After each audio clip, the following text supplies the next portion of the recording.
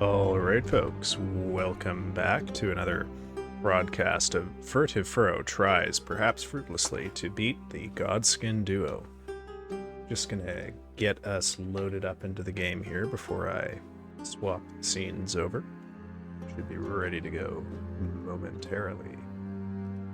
If you are joining me for the first time here, please take a moment sometime after stream if you feel up to it to look into any of the people who are noted at the bottom of the stream screen here.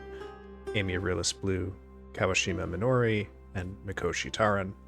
I would encourage you to learn all of their stories as you have the time to. And with that, we will swap over to the game here. Or maybe we won't. Come on, OBS. Do your... There we go. Okay. Alright, so let us... hold on. Confusing reports here. Okay. Seems to be doing alright. Let us get to these guys. Now, I've been stuck on these guys for quite a while. I have been making very, very marginal progress on them. In part because I am continuously finding myself full of opportunities to ramble and do anything really other than focus on the actual fight. So we'll see if that pattern persists here. I expect it will. But if I fail to defeat these guys tonight, I will definitely be spending some time over the weekend working on offline practice. I think just having some time to deal with... Oh dear. Some time to work on these guys while I'm not also trying to wrangle chat or lather on about my life will be helpful, if for nothing else than building the muscle memory that I need to do this while I'm on stream. So, with any luck, it won't come to that though, and I will just defeat them tonight. Are you saying chat is not an asset to you? I am saying that chat is not always conducive to my thriving. If we are measuring thriving by number of corpses of Godskin nobles strewn about at my feet. Now, we is a pretty ambitious statement right there. Okay. Well, the first pull of the night is pretty good. I hope this doesn't turn out like the Rykard stream where I killed him immediately. But, I do have plenty to do. I'm gonna, curse the gods and revel in my own hubris here by saying that I have plans for what to do after I beat the Godskin duo, which is, one, do a tiny bit of rune farming so I can upgrade a bunch of my weapons. And then we have a couple of different bosses we can go for. I will probably start with Placidius Axe, who is, I think, the more difficult of the two remaining ones. But for that reason, I would just like to get him out of the way. Oh my god, this is such a good pull. Okay. Okay. Now, Placidius Axe is not a parryable boss, so we'll be going back to the old reliable strategy of simply dodging everything and using a highly upgraded weapon specifically suited for fighting him in particular, which is one of the best... Oh no. Well, wasn't too bad as a first pull. One of the best dragon killing weapons in this game, which is not a fancy spear, not any sort of purpose-built weapon. Rather, it is a pickaxe that you pick up in a cave in the Weeping Peninsula. Be one of the first weapons you might actually get in this game if you focus on exploring dungeons. But it has a rare combination of characteristics.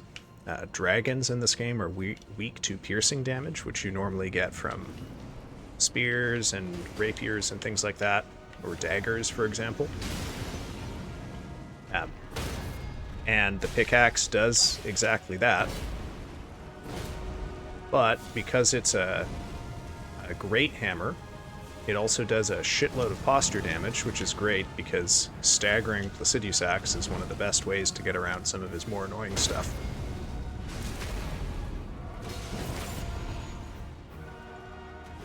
So it is truly one of the best weapons you can have in your arsenal if your goal is to be killing dragons.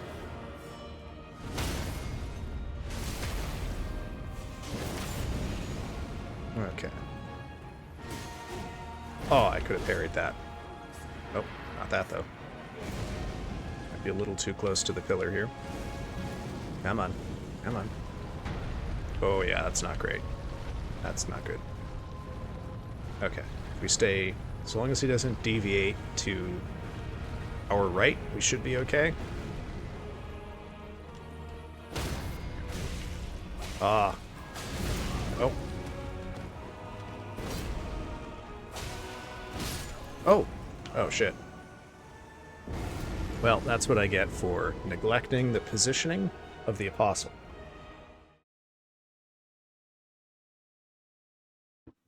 Still, though, first pull was pretty strong, so I'm going to take that as an encouraging sign that tonight... Oh, tonight might be the night.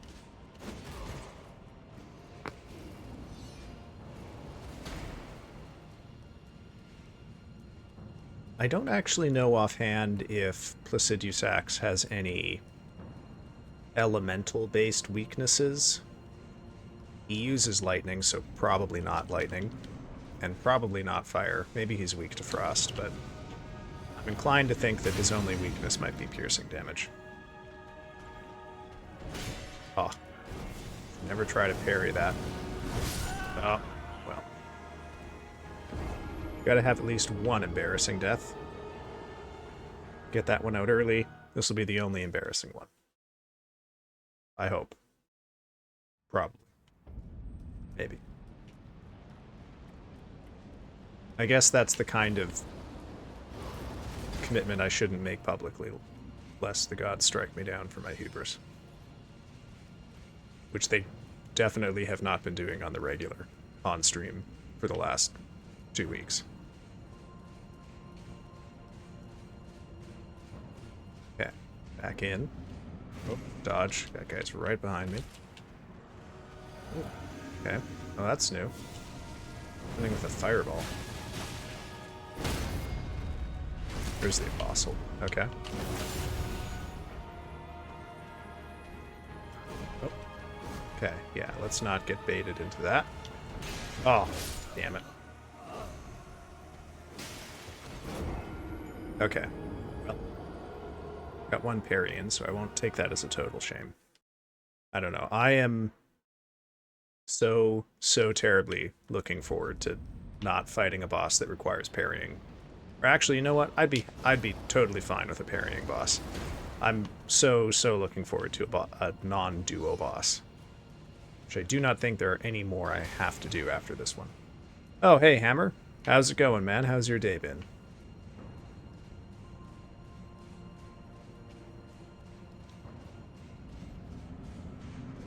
Ooh, ooh. Okay, let's charge on here. Oh. Aw, whiffed the parry. Okay. Everything is pain. Yeah, I hear you. Everything is indeed pain over here, too. Still dealing with the students who cheated using your tutoring.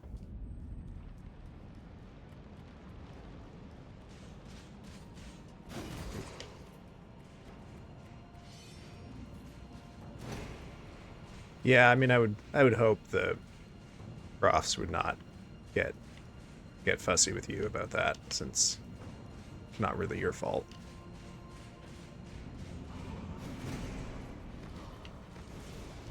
Well, I know you've got a pretty demanding program yourself, man, so hope it's going all right.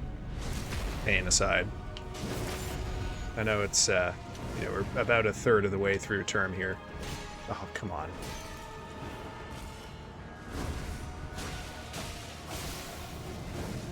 Oh. But, yeah, that tends to be the time when stuff starts to pick up. I know my students, for example, have their first big assignment due tomorrow, and I've seen a couple of them have actually started turning it in already. We had meetings about it today with the prof, and oh, gosh. Talking about how we will grade it and how it will fit into the rest of the assignments to come, I suppose.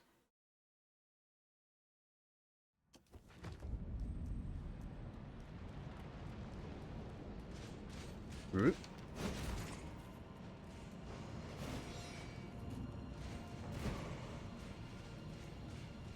Oh my goodness gracious. Are they okay?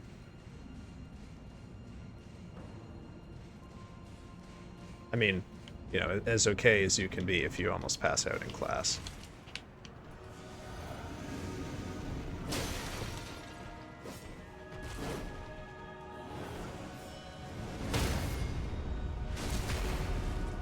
Gosh. Yeah, I fortunately have never had a student have a medical issue in class, that at least that I know of.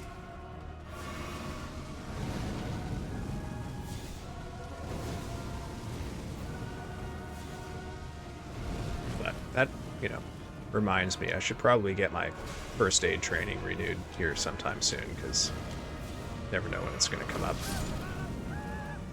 You're using dimethyl ether as solvent in one... Oh no.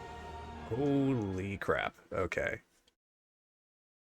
That's a frightening situation. Well, I'm glad they, I'm glad almost passing out is the worst that it got.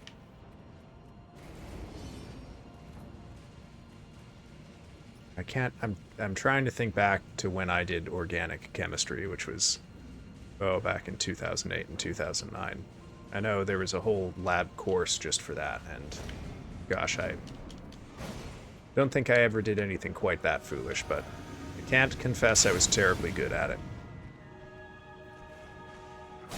Organic chem was one of the things that convinced me to give up a microbiology major for ecology. I just couldn't hack it. Certain things made sense to me intuitively, like I was pretty good at doing syntheses, but some of the stuff they had us doing, just I couldn't get my head around it consistently, so ended up feeling like, you know, maybe I should direct my efforts elsewhere. I did enjoy the lab, though. Just never felt like I was really getting everything out of it that I should. Can't see what's going on. Okay. Oh! Look at that, I dodged the belly blast. That's a new one.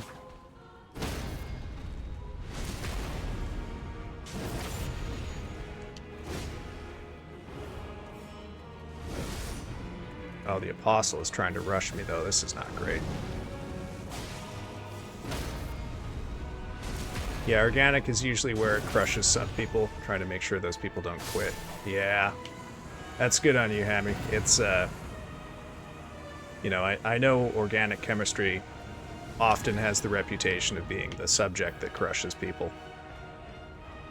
Yeah, belly blast dodge. That's an achievement on its own. I can stream as a success tonight just because I did that on purpose and not by accident.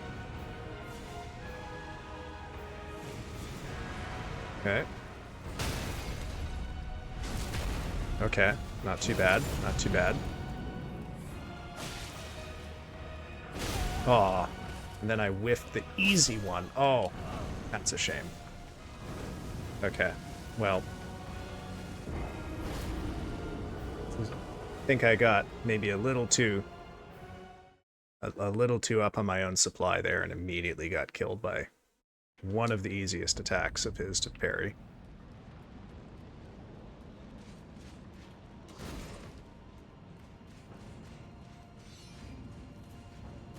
But alas.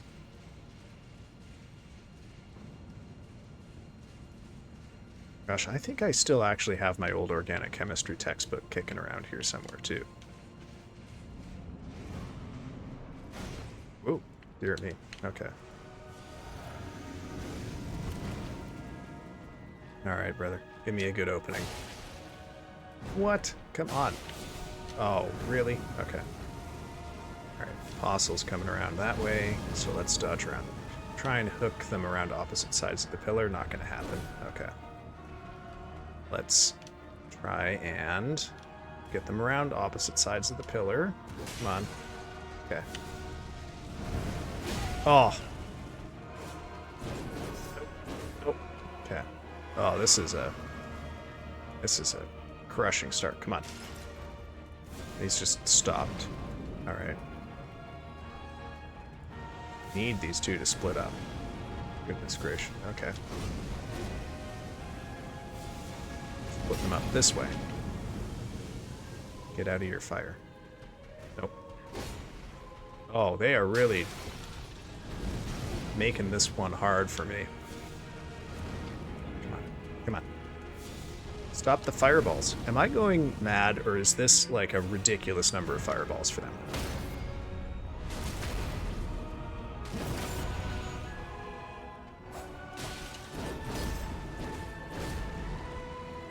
Okay, they're too close. I can't go in for a parry right now. Now we can. There we go. Are you going to give me a third parry opportunity here? Because that would be the one. No, you're not. Okay. Whoop. Whoop. Apostle hanging out in a weird spot. Oh. Well. I should have known this is the bad pillar to hide behind. I should really have gone to the middle one. Ah, well. Can't be mad about that. It's random. Yeah, I'm gonna chalk that one up to that was just a weird pull overall. Weird opening behavior, weird movement. Ends with overrunning the pillar. Nah. Can't get too stressed about that kind of thing. Ooh. Let's see, what else has been going on? Still waiting to hear back on a couple volunteer opportunities, but I did recently pick up a very good gig for me. I was very graciously offered the opportunity by a friend of mine to work on a contract basis as a proofreader with an academic journal, which is a pretty huge opportunity for quite a few reasons. You know, one, the experience for sure, and then just having that on my resume is pretty big and could help getting other opportunities. Good foot in the door thing. Get to see how the publishing end of academic work goes. So I am truly very excited about that. And yeah, other than that, I have started and almost finished another book this week that I've been reading for fun. I have been reading Hiron Ennis's novel Leech. Ooh, okay, here we go. Leech is a very interesting kind of novel in that the protagonist is a kind of hive mind parasite that infects humans. So you get to see some very interesting work with perspective and the nature of the I as a character. Like I as in the pronoun I, not I as in eyeballs. I'm not 100% sure it's always totally successful with the experiment that it is trying to pull off with that, but I have really enjoyed the book, and it's quite a fun read. I'll definitely recommend it. Oh, that was close. Oh no, they're gonna do the thing where, oh no, this is bad. Okay. Second rolling attack? What? Oh, okay. That was clumsy of me. Still, we've had a pretty good set of pulls here on the opener. So, nothing I'm going to complain about there. So I'm probably going to finish Leech. Not tonight, probably. I think I only have about 40 pages left, so I'll probably do that reading in bed before I fall asleep. And then I gotta pick another book, and I don't really have anything. Hey, Rio, man. Hey. How is it going? Oh.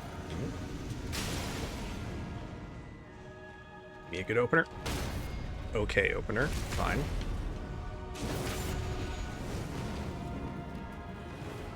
That was... Could have capitalized on that more than I did. Okay, gotta split these two up. Okay, looks like we're gonna be able to do that. Ooh, that's gonna get awkward. Okay. Don't turtle. Don't turtle. Oh, that's even worse. Okay. Run. Run, run, run, run, run, run, run, run, run. Alright. So yeah, Leech will probably be done tonight. I think I might read... I want to change the pace. I've read a lot of body horror so far. So I might swap over to Adam Neville's novel, The Ritual, which I've watched the movie of, but not read the novel. Okay. I'm chilling, got some stuff done today. Nice, man, nice. What did you get up to? Whoa.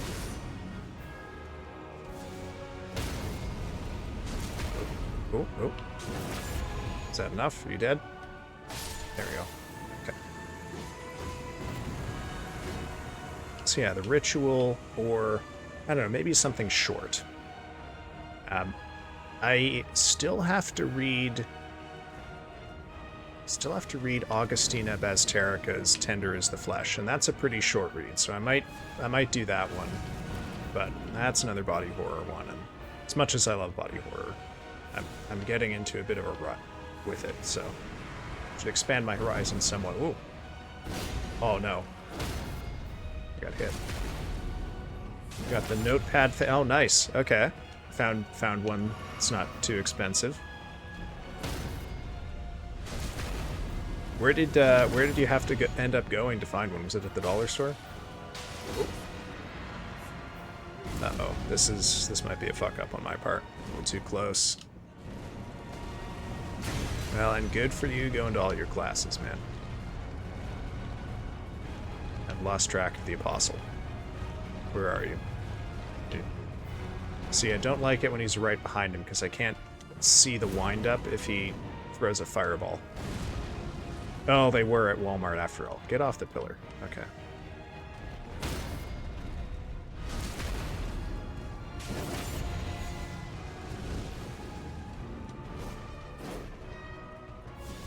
Oh, nope. Nope. Oh. I should have just dodged that one because of the fireball.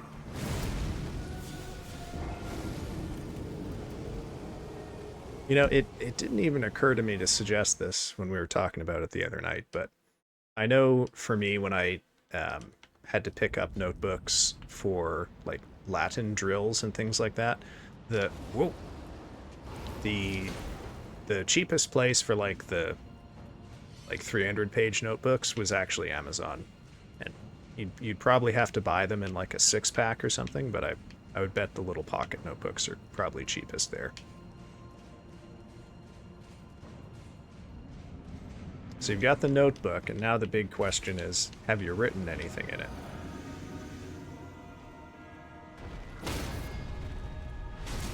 Okay, we got the good opener so far. Give me overhead smash. Nope. Oh, and I fucked that up immediately.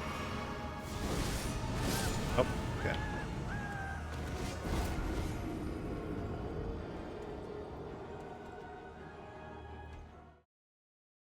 Golly, golly. I'm gonna try writing tomorrow on the way to work. All right, that's cool, man. I'm not going to make you say more than that, but if you feel up to it, I'm definitely excited to hear a little more about what you write. You shared some of your poetry a while ago, and I will say that that there's no VOD for that stream, so don't worry, it's not part of the permanent record.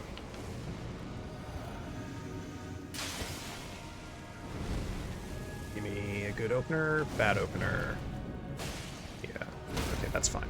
Okay. No, we can't work with that because we can't get our crit. Okay.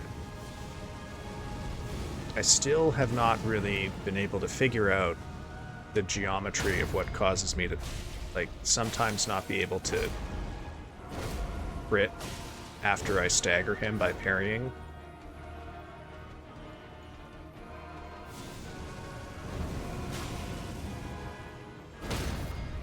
It seems to be most common when he's, like, technically above me due to all of the steps. Oh dear.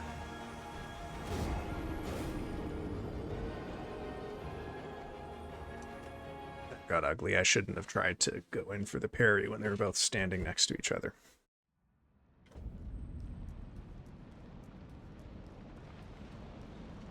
Oh, yeah, the first law. How are you? Oh, God. Got so excited about first law, I forgot to play the game. So whereabouts are you in it, if you feel like sharing?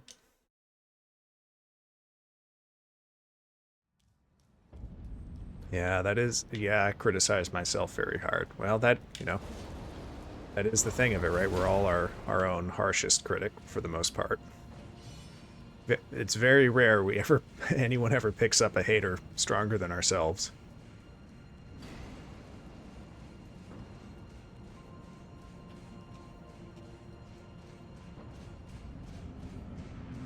Well, like I said, I will do my level best to make sure you have a constructive environment if you ever do share anything. Especially if you share anything on stream, man.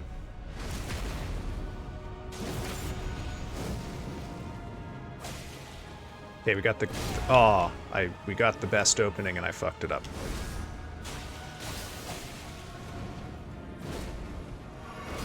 Okay. Oh, okay. Now we gotta retreat to the bad pillar. Or the second to worst pillar.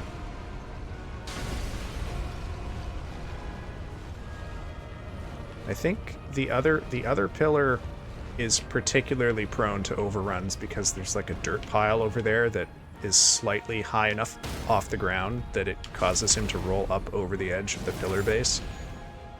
At least that's my theory. Oh! Baez and Ninefinger are meeting with the Lord Chamberlain. Take his seat. Okay. Okay. So you're that 327 would put you at what, like 3/4 of the way through the book or so, if my memory serves?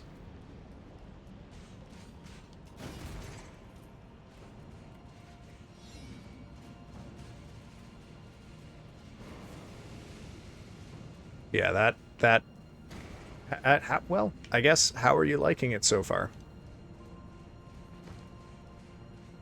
Halfway, okay. So the first one's a little longer than I remember.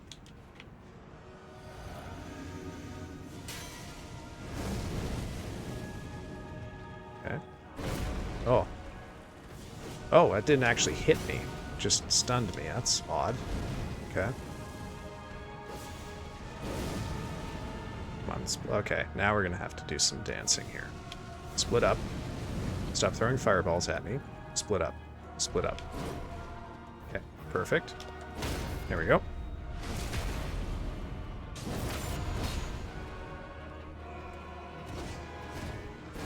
Okay, let's run around here. Split up. Split up.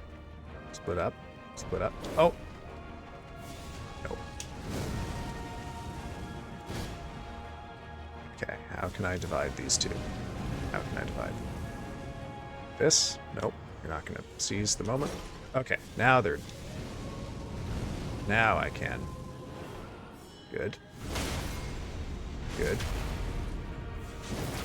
I like it a lot. It's basically what I look for in a fantasy. Please say more. I would like to know what you look for in a fantasy novel, because I also really like the First Law trilogy. Oh. Oh, man. Well, that was never going to work out. Just had a really bad angle.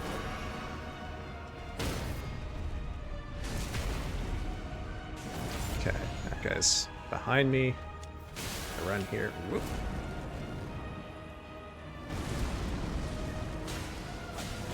Oh, belly blast. That's a shame.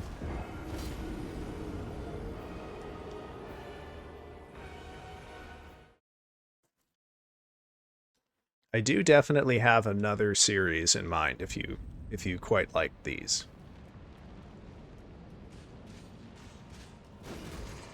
Actually, there's two series I can think of that are excellent, excellent choices if you like the first law.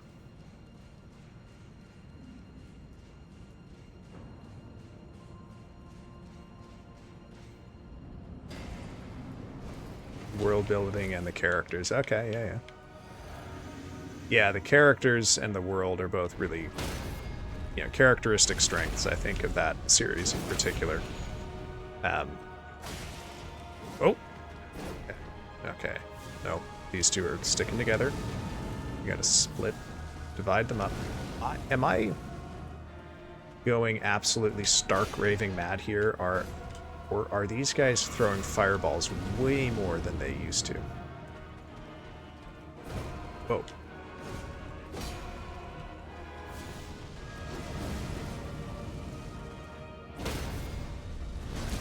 You'd probably guess. No. You tell me. In part because I can't remember the names of all the characters. It's been, I think, 2 years since I last read any of the first lot books.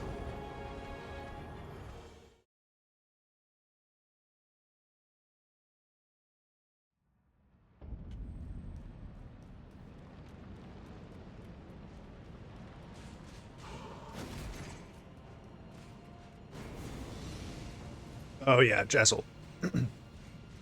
Oh, Jezzel is an incredible character. Oh yeah.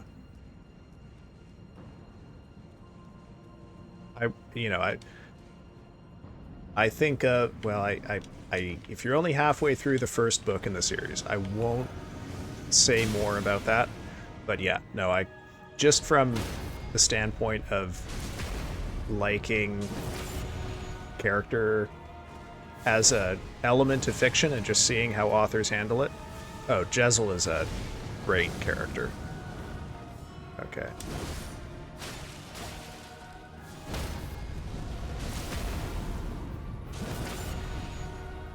All right. Well, I won't press you any further on Jezzel.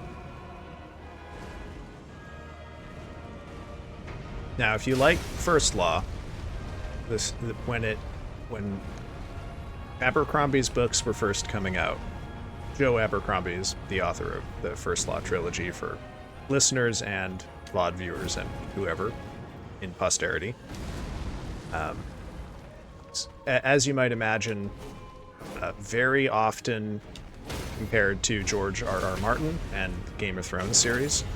So, it's a little basic, but if you like First Law, you will probably like Game of Thrones if you haven't read the books. Ooh. Dodge you. Aw, don't go closer to that. Chase me over here. Come over. Over here. I don't understand how to compel this guy to approach me. I guess I just can't. Alright, there we go. Be a good opener. Nope. Ooh. Barely avoided the fire on that. That could have been ugly. Okay, good. Good. Alright, as openers go, we're getting pretty good results here. Oh no. Ooh. Oh. That's a shame. Breaking me with that little stab like that.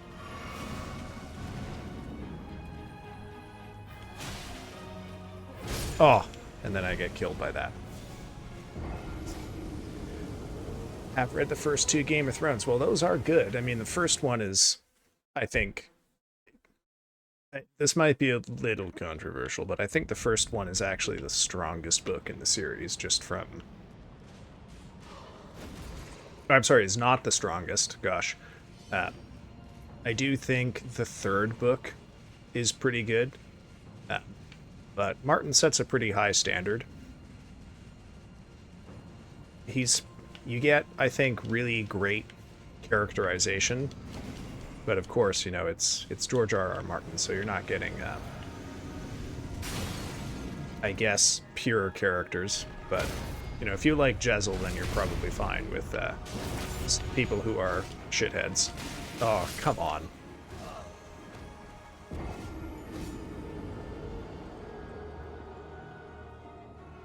But I do have a recommendation for you if you prefer things to be like a little higher fantasy with maybe a little bit more magic, but you also like characterization. And that is Steven Erikson's Malazan Book of the Fallen series. Also extremely good.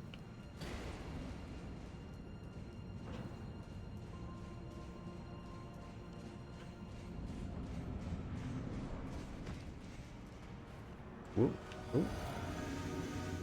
Okay, we get a good opener from you. No, we can't. Okay. Now we gotta split you up right away. Split up. Split up. Nope. Fireball. And then... Okay. Apostle's behind you.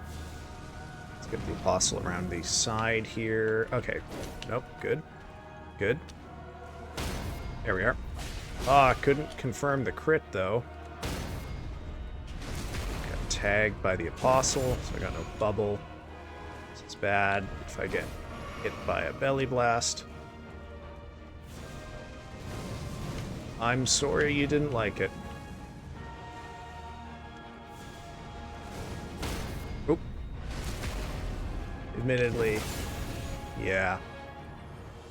I think in terms of, like, prose styling among the big name fantasy authors, I would say George is probably... Let's see, I think number one... And I say this with tremendous regret because I don't like the books otherwise, but Rothfuss, Name of the Wind series is probably going to take it for the best stylist. And then below that, Erikson. Below that, Martin. But maybe you can swap 2 and 3, depending on taste. And then below that, Abercrombie. Oh, what am I doing? Why am I approaching that guy? I don't want to do that.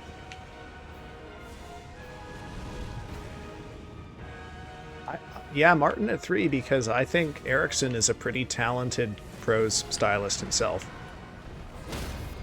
But part of it, too, is that there is... Martin has his inconsistencies, too. Some bits of the 4th book get pretty grim. Oh.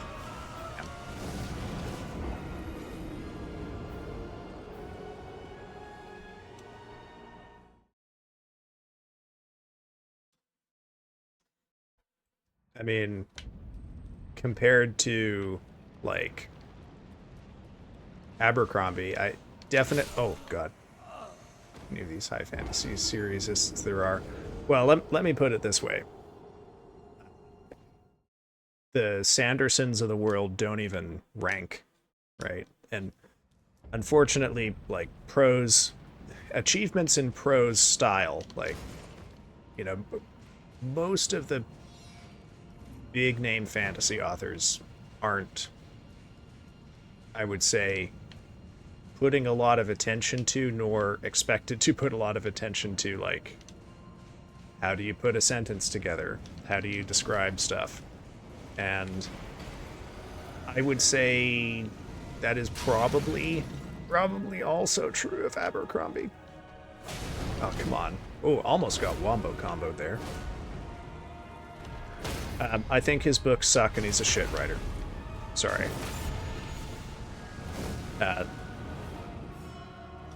Not worth your time.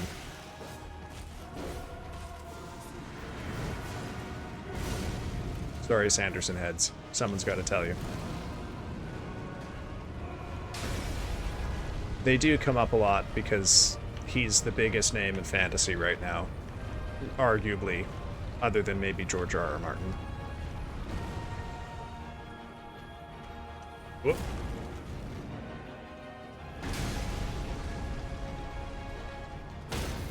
Goodness, okay. Um, what I will say, though, is that if you're willing to forsake it being a series and you're willing to go for a singleton, might I recommend the book... oh my goodness, I'm having a total brain fart now. Okay. I am fully unable to remember the name of the book or the author, so Rio, forgive me, I'm going to have to double check that on the break, and I will get back to you. But I know a couple singleton standalone fantasy books that are also pretty good. I guess it's just easier to put more energy into the writing when you don't have to plot out 8 books worth of material. Now I have to do it again. The problem is that I'm having a Swiss cheese brain moment, and I cannot remember the name of the author or the book. So I will have to get back to you on both. But I will check on my break here.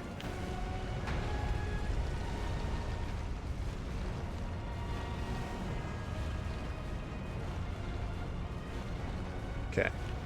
You can stop rolling now. Good, thank you. Oh, belly blast. That's a shame.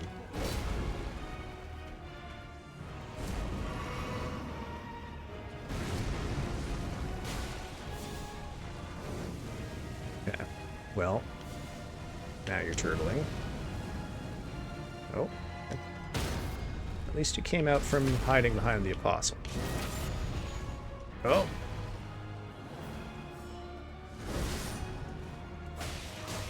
Oh, double belly blast. Wasn't going to survive that.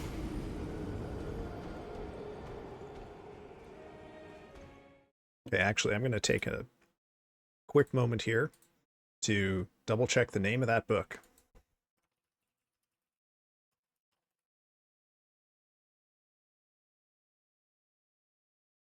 Oh, yeah. The book is Jonathan Strange and Mr. Norrell by Susanna Clarke.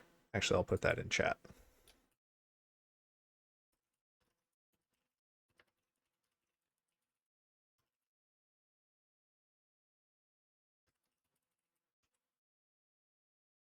Okay. Let's get back to the Godskin duo minds here. I will say, compared to the last 2 streams, the pulls so far in the first 45 minutes have been way, way better. So clearly something has clicked. And with any luck, this will mean I get a kill tonight.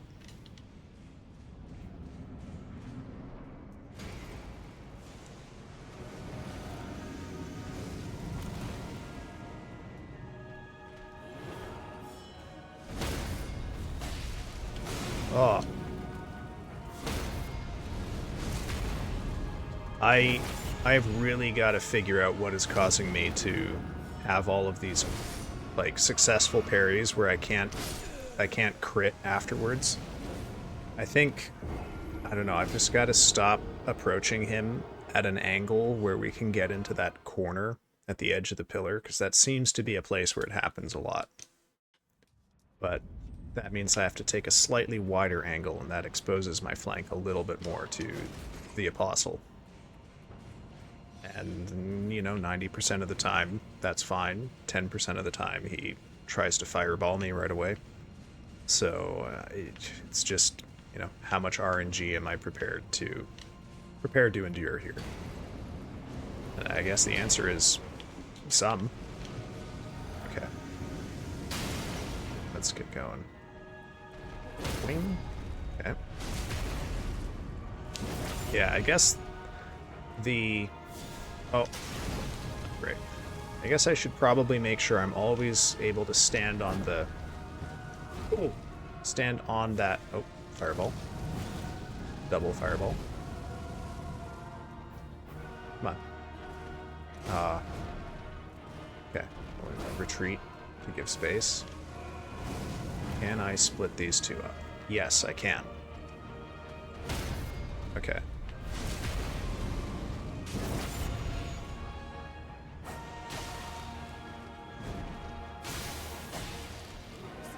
Okay, let's run to the other side. We should have time to get to a good pillar. We do. Okay. This will give us a bit of space with the Apostle to... Ooh. Lanced off the edge. This could be bad if the Apostle throws a fireball at us. So as long as he doesn't do that, we should be okay. Alright. Oh. Oh. Well, alright.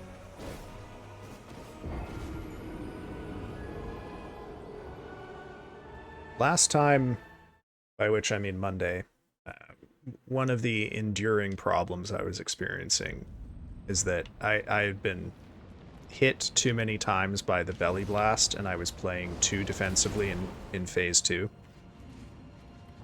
Which in this case meant I was sort of keeping away from him and trying to bait out whatever his first attack was after he recovers from the roll. But I think that causes me to lose a lot of opportunities of parryable attacks. So I'm trying consciously to play a little more aggressively with him at the outset of phase 2. Okay, Apostle is in a bad position. So we got the good opener. Now circle around, see what we get next. Now we get an early transition. Let's get the hell out of the way. Don't go over the pillar. Don't go over the pillar. Okay. Promising so far. Where are you? Okay. Hit in his face. Okay, we're gonna get the slam. Jump. Oh, jumped late. Dodge the belly blast. Look at that.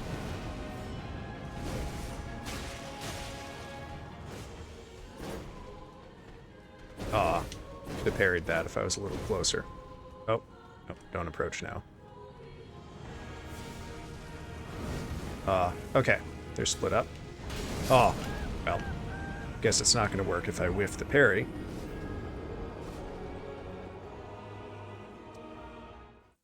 Basically, I think the way that I'm going to win this fight is I'm just going to end up with not necessarily 3 really good phase 1s, but it's going to require 3 really good phase 2s, which is going to mean, in this case, that he starts with very parryable attacks at each phase 2. But if I get that consistency, I think we'll be in good shape.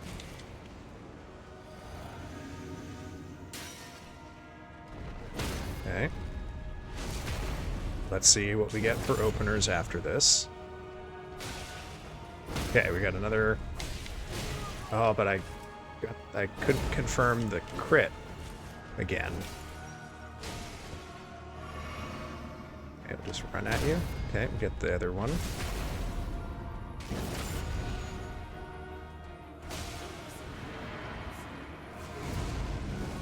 Whoop. Okay.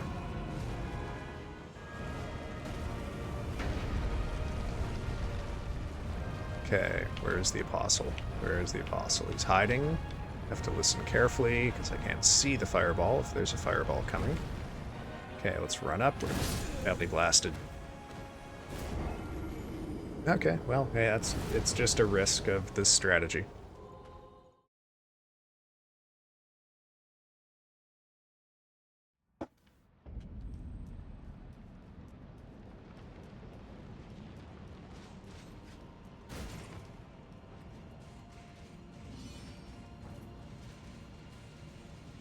Yeah, Whelp is right. I mean, what else can you say? You try to check him, and he owns you. I will say, though, I don't know if you saw it, but I did manage to successfully dodge a belly blast intentionally earlier tonight, so it can be done. Oh.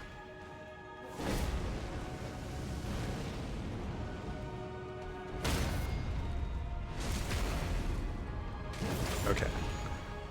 Oop. Already taken a hit. And give me a good one. There we go. See, right there, he was standing above me, and I managed to still crit him. So I don't fully understand what exactly is happening here. Boss will go away. There we go. Whoop.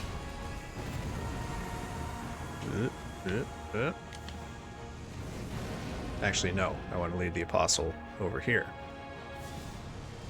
Whoa, okay. Hey, bud. Come over here. No, don't throw fireballs at me. Come over here. Come on, come on. Okay, now I run. Oh, that's perfect. That's perfect.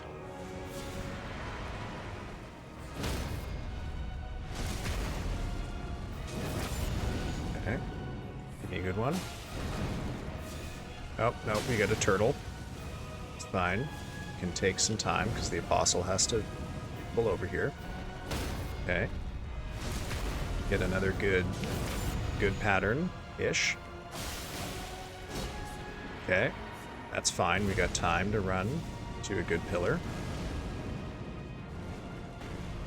Apostle's a little close for comfort here. This could get tricky if he closes the distance. Okay, he's backing off. Approach. Oop, okay.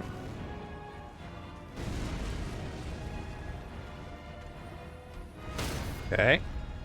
Okay, I think we're on to our second kill here. Hey, Jammy, how's it going? Oh, okay. Okay, it's lock-in time. Got 2 kills on the Noble. I've had less than 10 pulls that go this far, so now I gotta focus up. I'm gonna not be looking too much at chat for the next minute or two here, okay?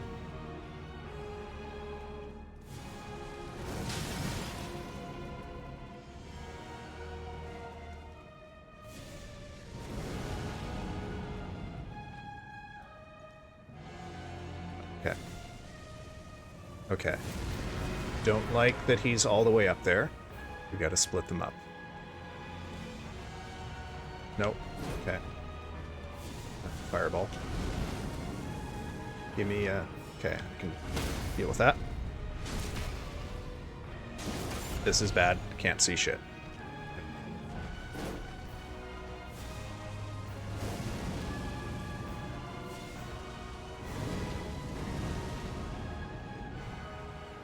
Okay. Split up. Split up. Perfect. Nope. Lock on screen.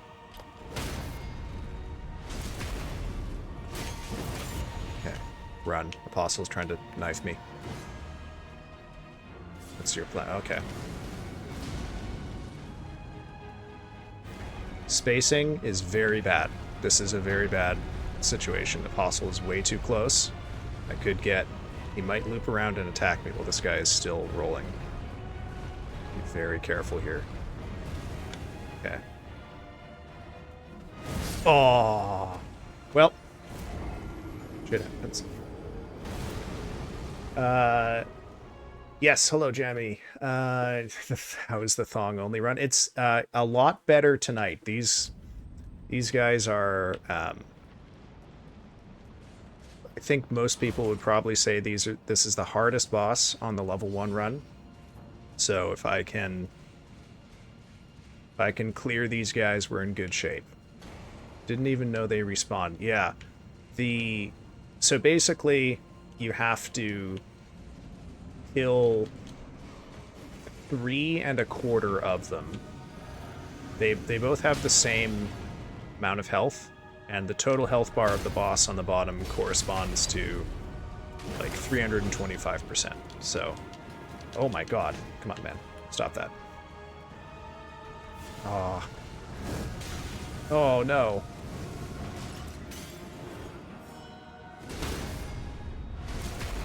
Yeah. Sorry, that's been my rule so far since these bosses are still taking so long. I commend you. It feels like a bit of a backhanded compliment. Oh, shit. Backhanded compliment there, Jimmy. But I'll take it. Yeah.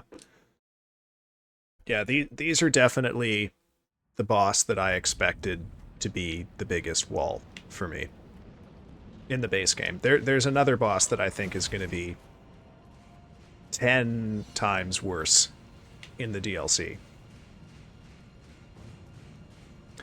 Yeah, that, that I hear you.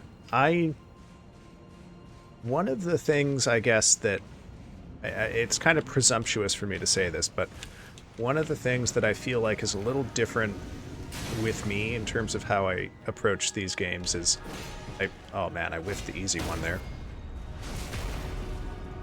It's kind of meditative for me to deal with these fights because I don't really like, ultimately, as difficult and as bullshitty a fight as this might be, there's still, algorithms controlled by a program that has definitive behavior. So at the end of the day, when I die, it's just all that means is that I've got something more to learn and something more to practice. So if I got mad, I'd just be getting mad at myself, right? So, as embarrassed as I am to still be fighting these guys 2 weeks later, I it not my upset is largely exaggerated for minimal comedic effect. Oh, aw. Granted, I would maybe like to not die to the easy shit like that one.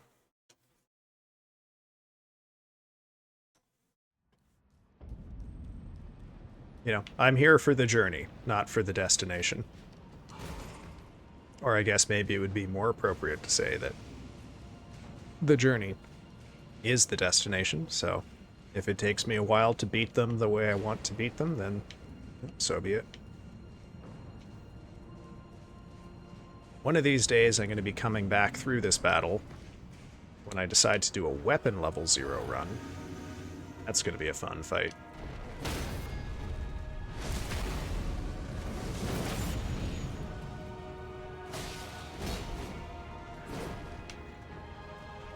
Okay. I think after this pull, I'm gonna go take a short break. So let's cross our fingers and hope this one goes well.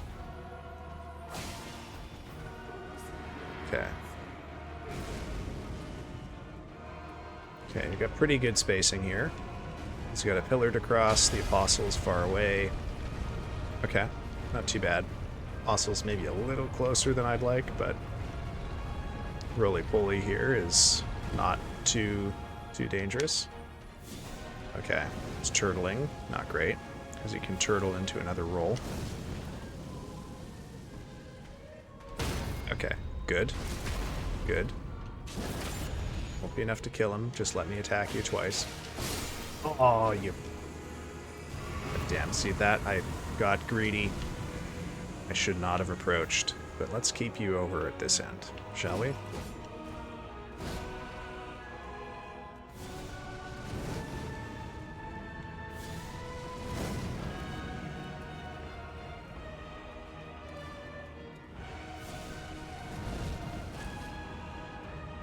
Good. Just don't throw a fireball into my back, bro. Don't come at me. Let me fight your friend. Aw, don't... turtle.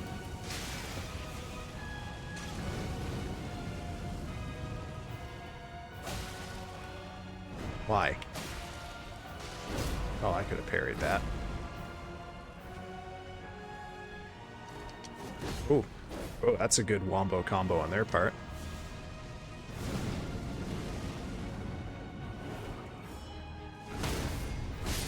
Oh. Couldn't hit the crit button fast enough. Alright, folks. I'm going to take a break of a couple minutes here to go get some water and remove tea from my body. I will be back very soon. So put your feet up, folks. It's break time.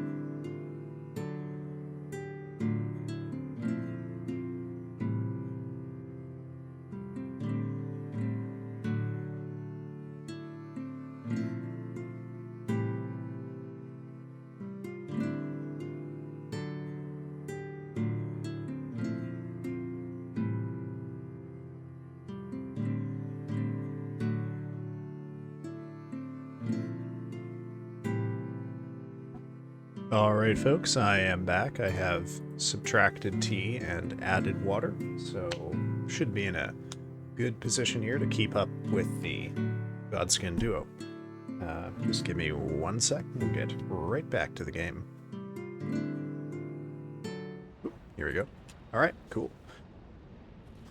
How are you feeling, Jammy? I know, you've got, fairly sick, I think, right after the that day you raided me. I have caught your Aloft stream I think once since then, but hope you're feeling better.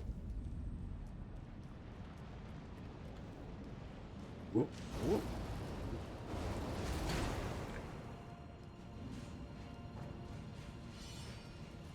Oh gosh.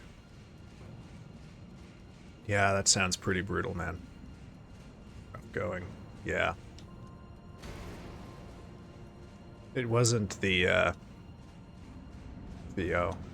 wasn't, the Rona, was it?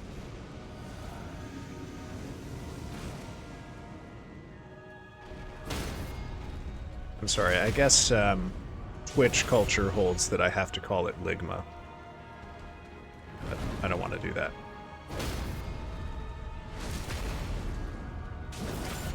I draw some boundaries. Not many, but some. Oh, uh-oh. Oh, shit. This is gonna be bad. I'm gonna die here. Yeah.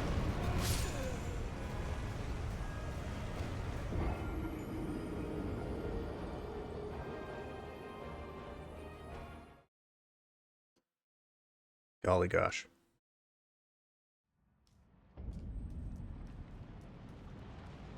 I did really like the, what I was seeing of Aloft there. I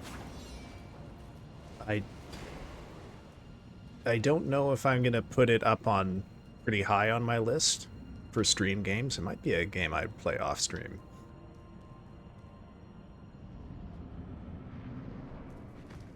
But I am looking for something that is gonna scratch that itch that, like, Minecraft scratched back in 2010, and the movement in that game seems so satisfying.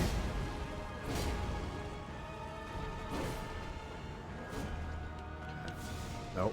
Gonna fireball me. Oh, nope. Okay. Okay, you might be far enough away I can approach you now. Okay, good. Rip.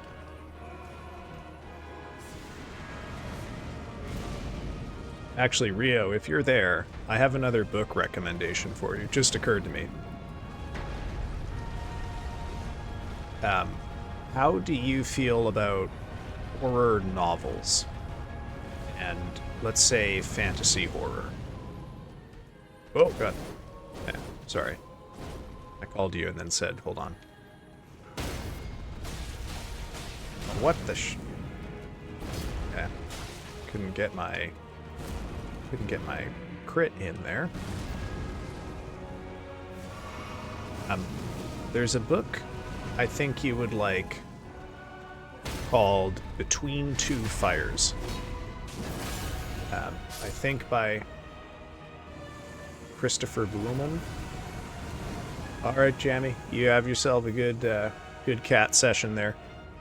Thanks for stopping by. I appreciate it. Hope to see you back on the air soon.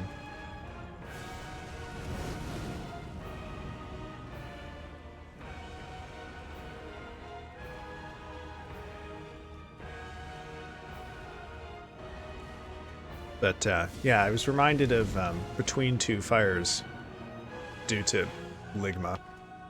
And all I will say is it's set during the Black Death. Oh. Man, that's a... Kinda wish I got killed by whiffed parries, because I do still really want to beat this boss hitless.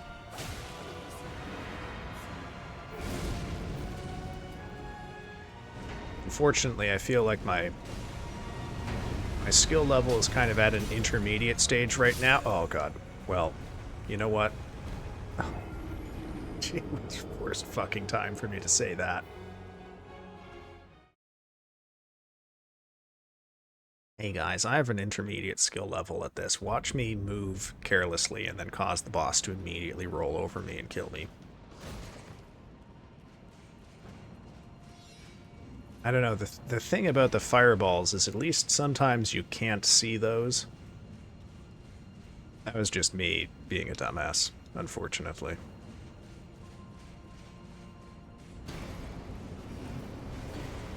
So, there's kind of a danger zone of skill where you're good enough to beat the boss, but the way that that might happen could involve, like, taking a little hit or getting poked by a fireball and losing bubble, for example. Whereas what I would like is to be at the level of skill where I can guarantee I can get 10 parries on... Oh, God. See, this is what I mean, right? I'm good. I should just not ever talk about this shit. Because every time I do, every time, these guys... Oh, they're not even... just fucking staring at me. They know what I said.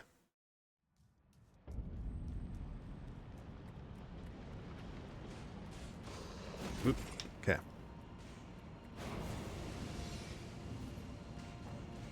Let's get going here.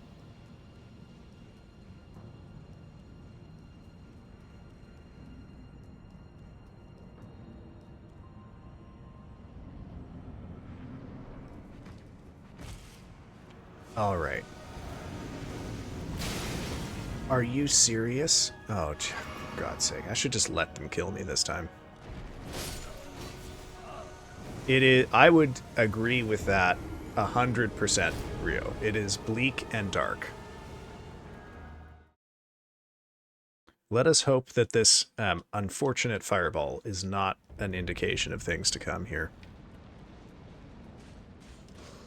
Blink. Okay.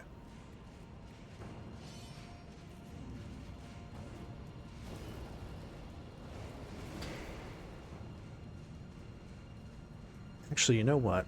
I might do a reread of Between Two Fires. That was such a good book. He has another book called Across the River, which is also very, very good. Bouncy fireball, that one was. Okay, okay. Don't want to get pincered by the apostle here. Ooh, that was close.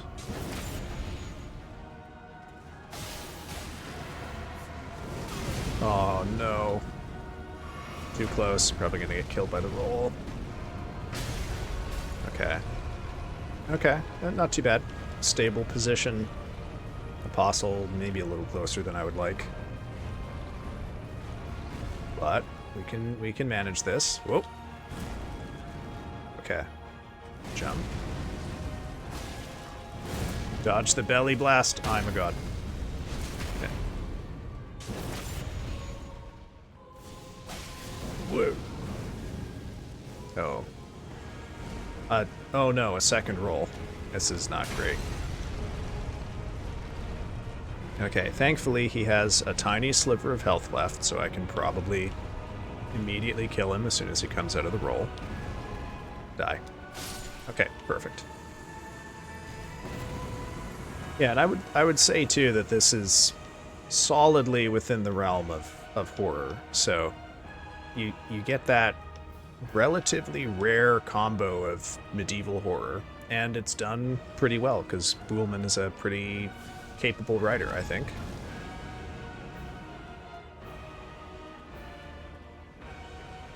Okay, let's get out of here. Oh yeah, you can do a spin too, can't you? Aw.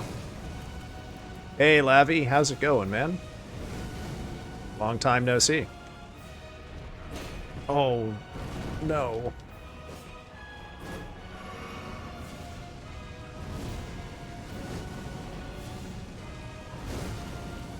Getting fireball spam here.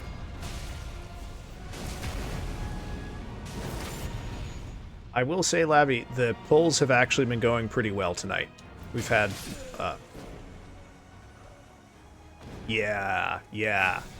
This is oh yeah, this is definitely a book to read if you like Blasphemous. For sure. For sure.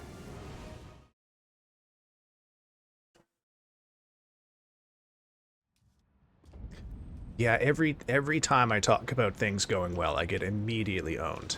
It's just fate has it out for me on that front. But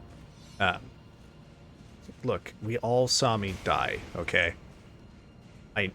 I know we like to comment. What but must we point it out? And I guess we must. I'm going to tempt fate again, though, and say that actually the pulls have been pretty good. We've had multiple double noble kills, including a couple that almost got to 3 kills. So the consistency seems to be a little stronger tonight. Which isn't to say I haven't had some stupid kills, but it's been getting better. Yeah. Well, I think, Rio, part of the problem is that when I talk, I fuck up. But I can't not talk.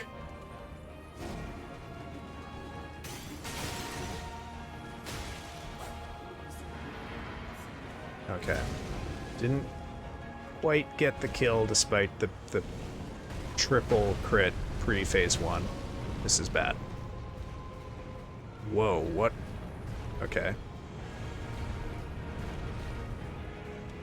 Okay, interesting. Nope.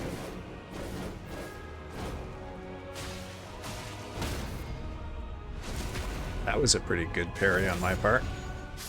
Okay.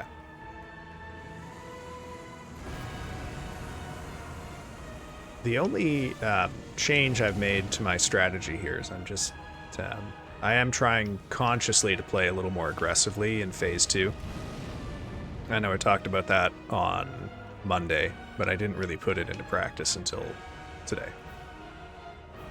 Snake. Oh, you caught me. You summoned him early.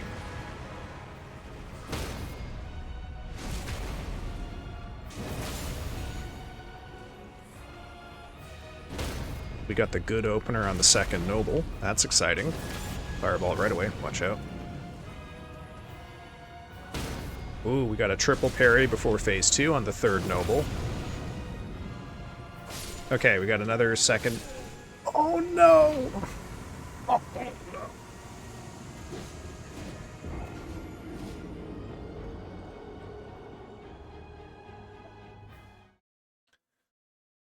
no. Ignoring the Apostle, or Snake Man, is definitely the thing to do if you want to beat this fight by parrying.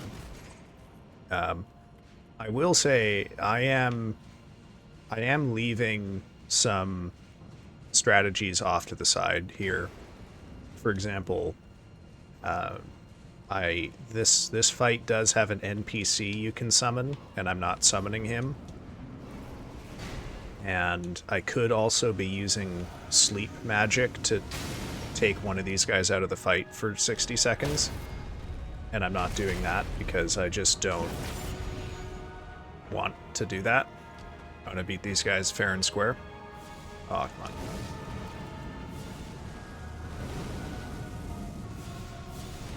What is with the fireballs? So if you're playing on those restrictions, as I am, then yes. You want to ignore the Apostle. Oh, I can't get the crit. And focus on the Noble. Again, I can't get the crit. What is going on here?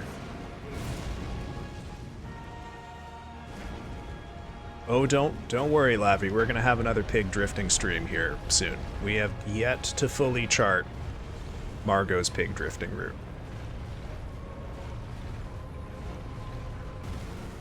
Okay. Oh, nope, not that. Nope. Nope. Not close enough to parry that. Can't parry that. Oh, that's a shame. Okay, this pull is not going well. Yeah, the pig canals. The hog will be back on Friday. I mean, we have 2 goals on Friday, with the pig drifting stream. So Carrion has a Christmas DLC, which we're gonna finish. I believe it's pretty short, so probably first half of the stream will be that.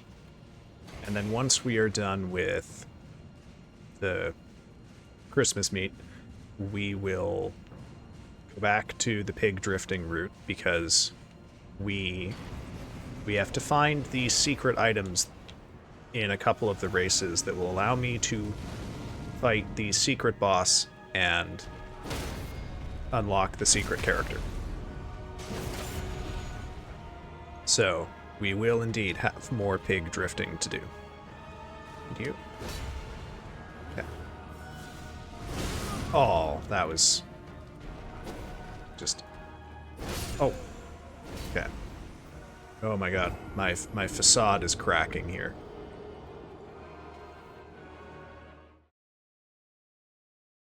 And then that should... I definitely want to finish Carrion fully, which means finishing the DLC. And then that will probably mean that the Friday after that, the 7th, we will play Decarnation, which will be the first game I've played on stream that will be totally new to me. Look, I like to imagine that other people vaguely think I'm competent at this game, despite all evidence to the contrary. What are you doing? What are you doing?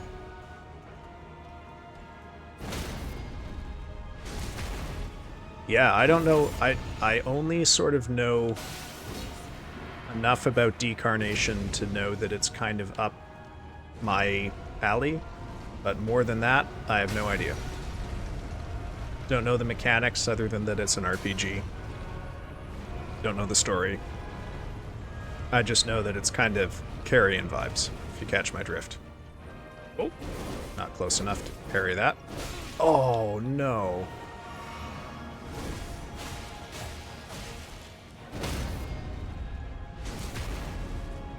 Hobby Horo. Yeah, oh yeah, that's... Okay. Exactly so. But I've got plenty of games on my 2 playlist. I'm not worried about running out of stuff.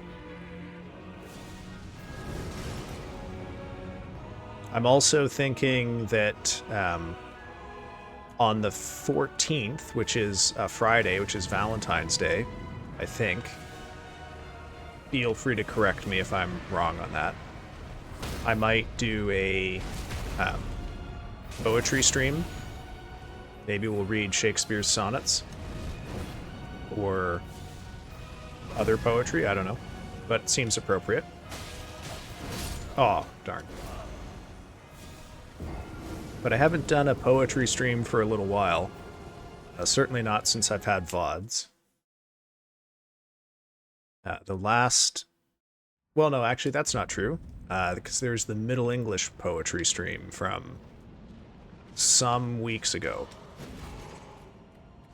I don't know. I mean, I had tentatively envisioned reading all of the sonnets. Yeah, there's not that many of them. Certainly doable, since they're all pretty short. But maybe it might be, like, half of the stream, perhaps?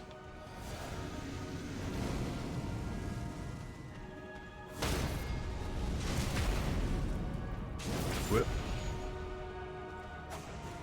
Oh no, can't capitalize on that. Okay, no, I need to split these 2 up now. Okay, good, good. But I'm open to suggestions. If you have an idea on how a poetry stream could work, I am all ears. Oh, I think he's gonna run over the pillar. No? Okay.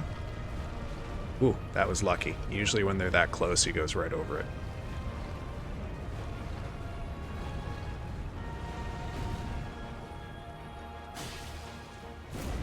Okay.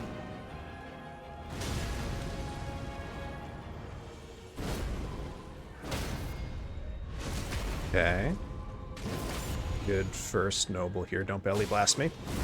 Oh, darn. Psychic. Nope. Shit. Should have backed up and healed.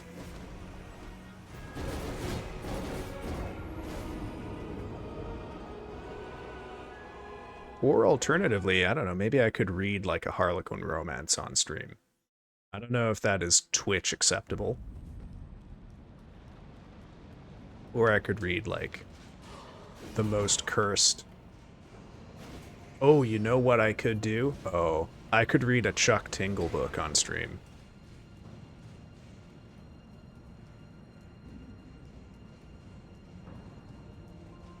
Actually, I actually have no idea. I shouldn't say that. I don't know if I can read a Chuck Tingle book because of copyright stuff.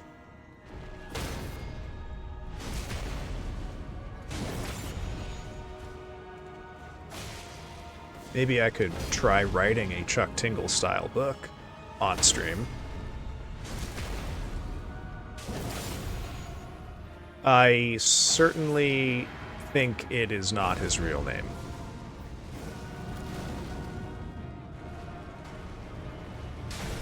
However, feel free to have a read of his books. They are products of a reliable formula, let's put it that way. Okay.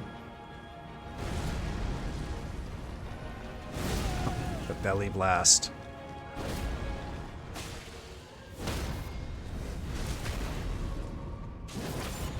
Oh, brother, you have no idea. The titles aren't even the half of it.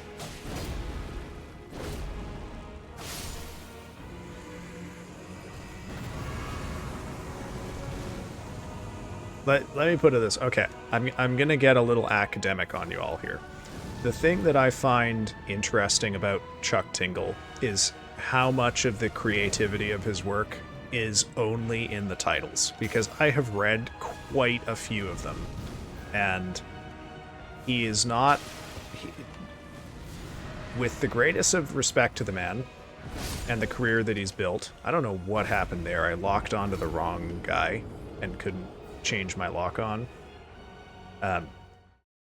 The books are so formulaic, it's almost like they are written using a boilerplate.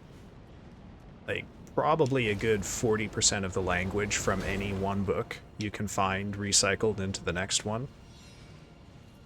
And I guess it kind of works because no one expects a Chuck Tingle book to be good. So it is, as a statement about the publishing industry, kind of interesting that you can get by with just enough to support having your titles. I lurk now for later. Alright, thanks for coming by, man. I really appreciate it. Thanks for chatting up a storm and for the lurk. I'll catch you later. Whoops. See ya.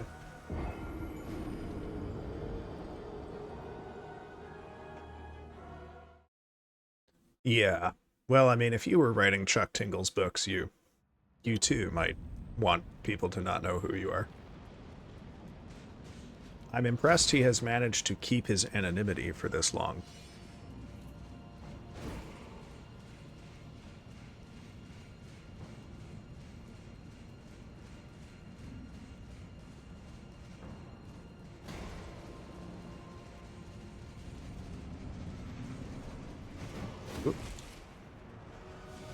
So maybe I'll have to table the Chuck Tingle plan for now. But I bet there's probably like really old romance books that are in the public domain now that I could read on stream.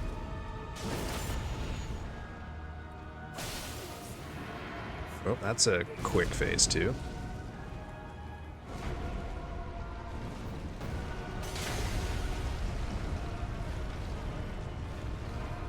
Yeah, I guess it's just, you know, you kind of expect that I don't know, a lot of VTubers manage to keep their anonymity, don't they? Like, it's tricky, but it's doable. Like, no one knows who Iron Mouse is. Okay, that was a clean first noble. I've still got bubble. That's true, I do not know who you are, Prideful. Okay. I mean, you could be Iron Mouse for all I know.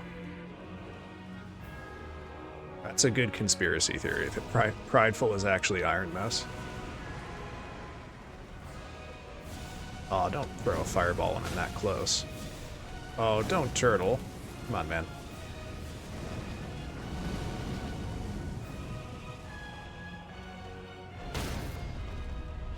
Okay. No. That's interesting. You dodged or you split up for me. Oh. That's a shame. Tagged by an easy one.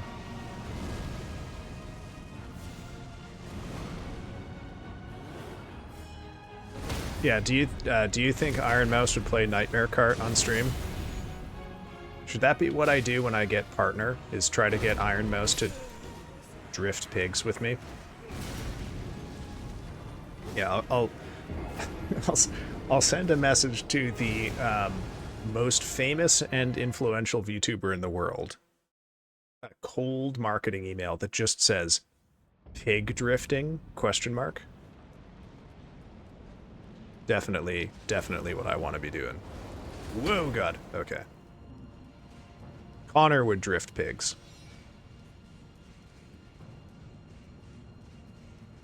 Connor probably has drifted a pig in his time.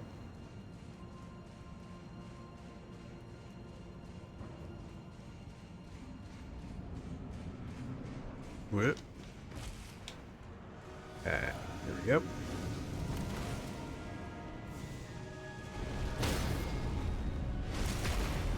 Actually, I say that, but I don't know anything about Connor.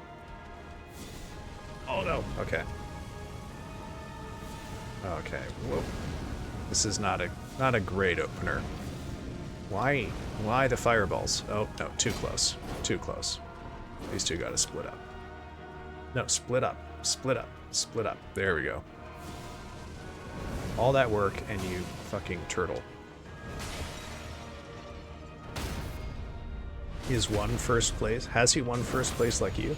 Have I won first place?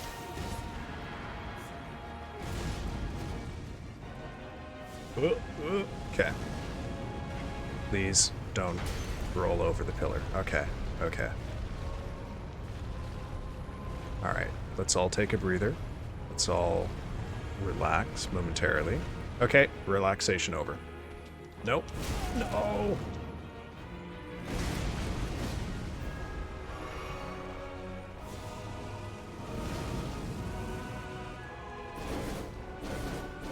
What is going on here? Okay. Oh, Jesus.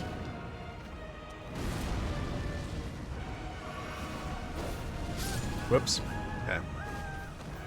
Oh, yes. First on the hog races. Yeah. Drifting pigs. Oh, yeah. Well, last Friday, Prideful, I played a wonderful game called Nightmare Cart.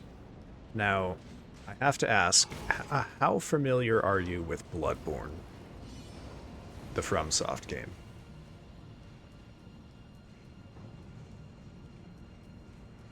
You are not. Okay, at all. Well, most of these references will go clean over your head.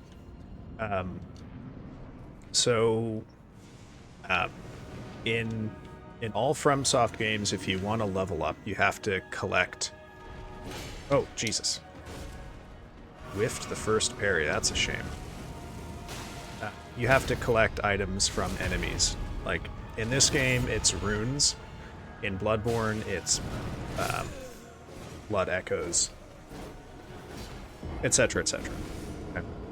So, after a certain point, players always look for efficient farming routes where you can quickly gain lots of runes, or reliably gain runes, so that you can level up. Now, in Bloodborne,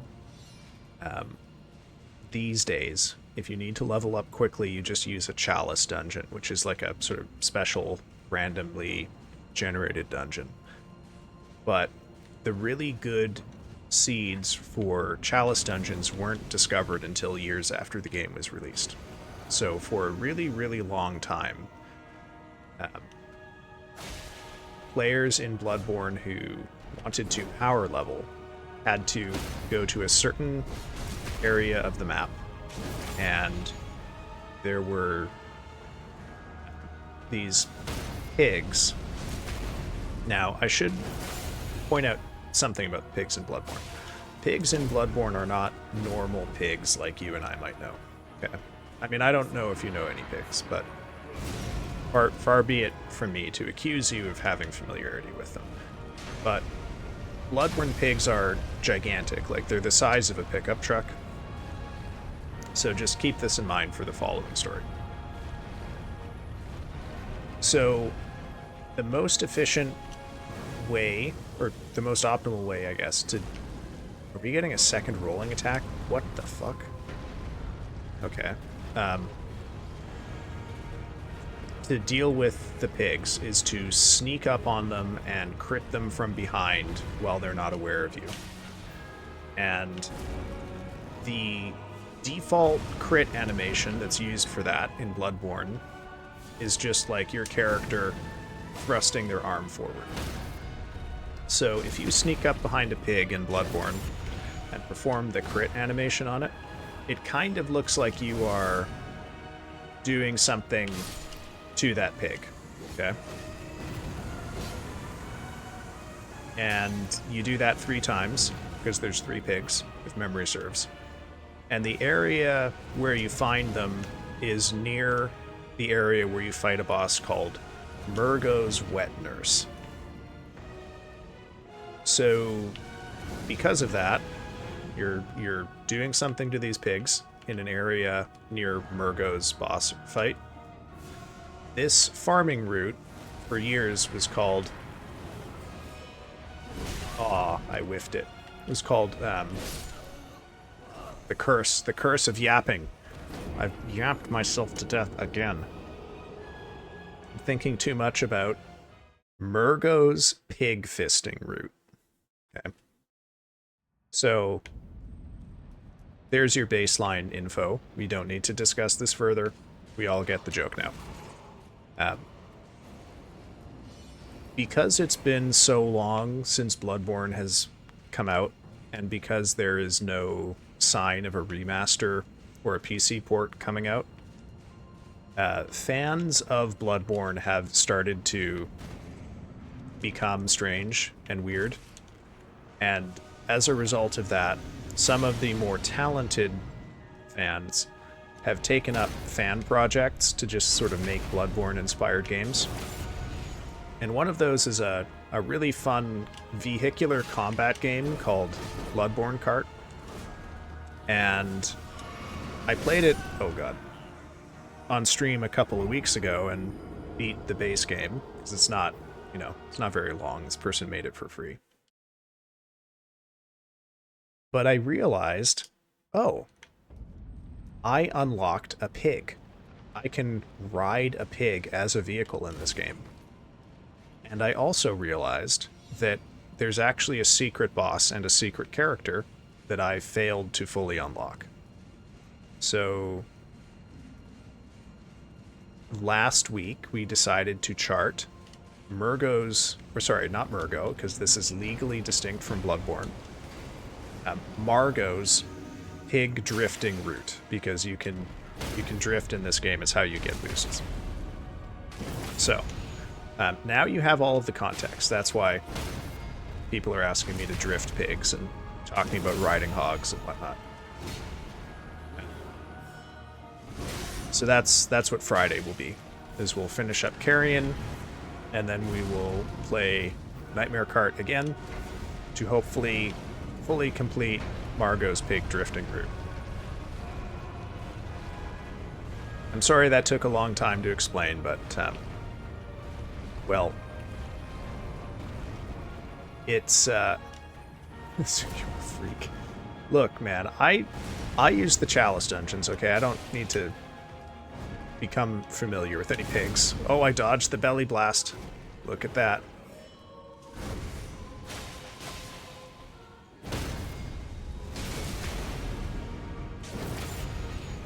Oh, he's dead. Okay. First noble down.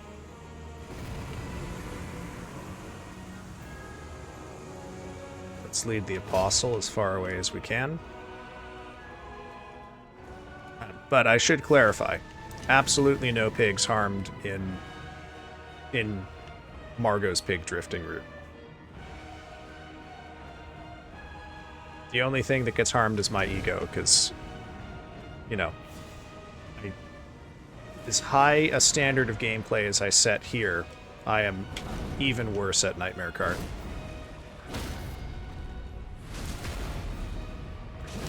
No, let's not let that be a meme. I just play gross games, okay? Whoa, okay. Oh, thank you for approaching. Oh yeah, the pigs in Bloodborne Cart are, I'm sorry, not Bloodborne Cart, Nightmare Cart are pretty hardcore. They really hurt. Okay, don't like this. Positioning is not great on the apostle, but can work with it. Got bubble, so we could... Whoop. Let's not get hit by that.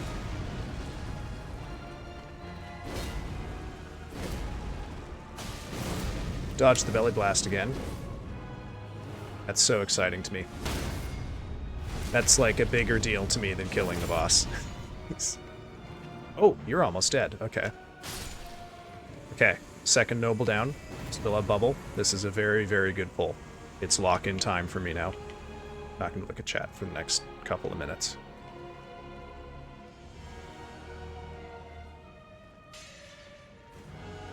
Lost bubble due to time. Holy shit.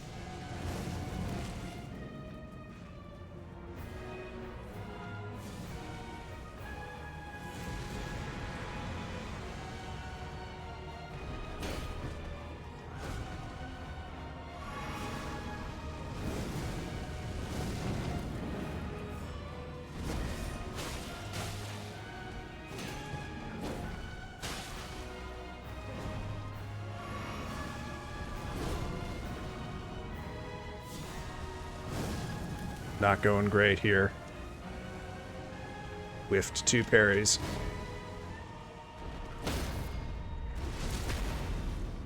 Oh, we got the apostle right there.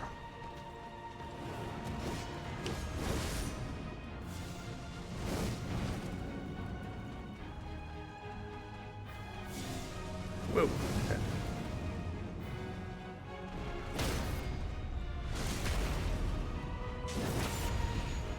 Want to do this hitless? I've been hit.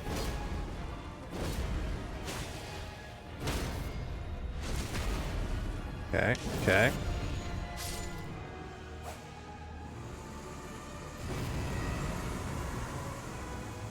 Almost there.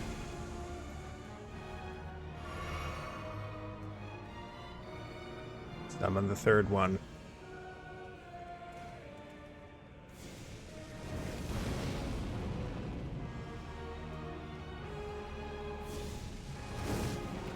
Okay, okay.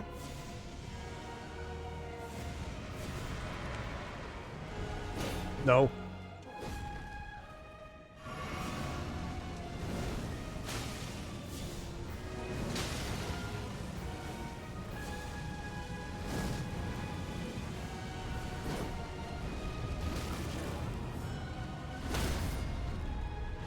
Okay, might have it. Might have it. I've got it. I beat them. Oh, thank God. Okay. All right. Well, that was pretty satisfying. Let's move on to the next challenge here, but let's get the Sight of Grace first. Now that item that I just got is a very important item. Where are we here? Where did it go? because this will allow me to buy the smithing stones that I want in order to more or less fully upgrade all of my... Oh, shit. All of my items. Oh, these guys are going to try and kill me now, too. Alright, alright, alright. So we got a bit of farming to do here. So let's do that now. Just decompress a bit from the Godskin duo. Gosh. Well, I'm glad you were here to see that, Labby, because you know, you've been here the whole time I've been dealing with those guys. I think. Almost the whole time. I think only the first stream you weren't here for. I did. I'm sorry, Jammy. It wasn't pretty. I got hit like 4 times. I very seriously considered killing myself in it. In the game, in-game, to have a cleaner fight.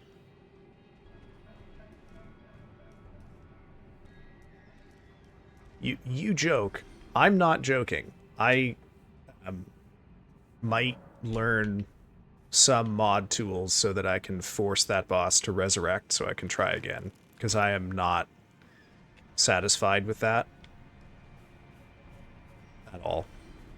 But I do kind of want to not be fighting that boss for full 5 streams. So I'm going to take it and leave it as a point of improvement in the future to do that without getting hit. Okay, come on.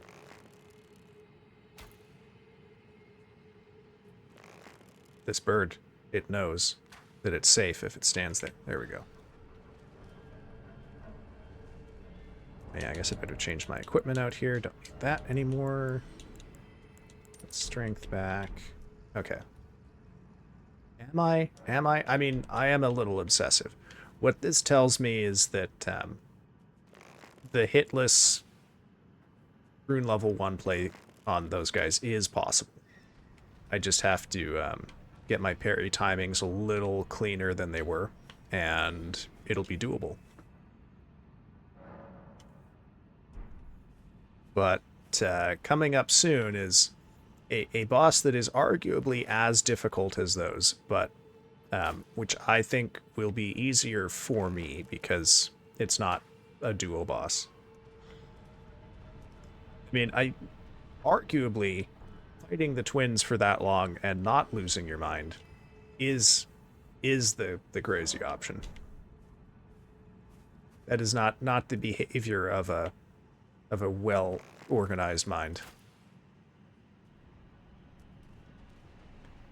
Is it the feet boss? No, I've beaten the feet boss, my friend. The feet boss was the first boss I beat on stream. That's the fire giant. No. So there are 2 more required bosses in that area of the game. There's 2 more bosses in that area of the game that I want to fight. One of them is Dragon Lord Placidusax, who is the one I'm referring to when I say almost as difficult. For pity's sake. Come on. Okay. That should be enough to buy the things and upgrade. And then there is Malekith the Blackblade. So I think that Malekith will be hard, but not as hard as the Godskin duo. Placidusax is going to be difficult, and Placidusax also has a further complication in that he has a really, really awful run back. Oh no, I don't want Somber. I want these guys.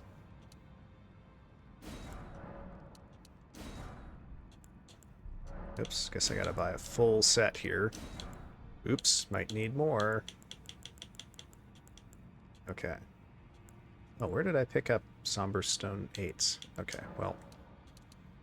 Alright, let's not spend too much time shopping here, but, oops, I'm definitely gonna have to go back and farm a few more runes here.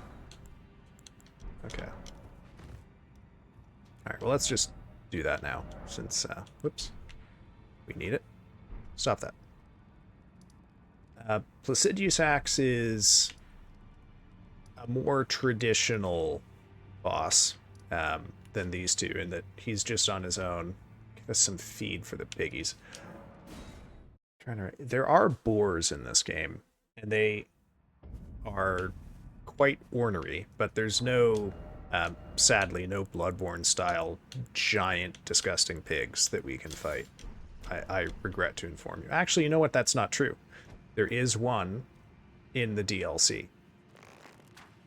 So, as far as my plans here in the longer term go, I want to finish the base game in the rune level 1. And finishing the base game is going to involve getting all of the remembrances, other than the one that I think I am locked out of now because I waited too long.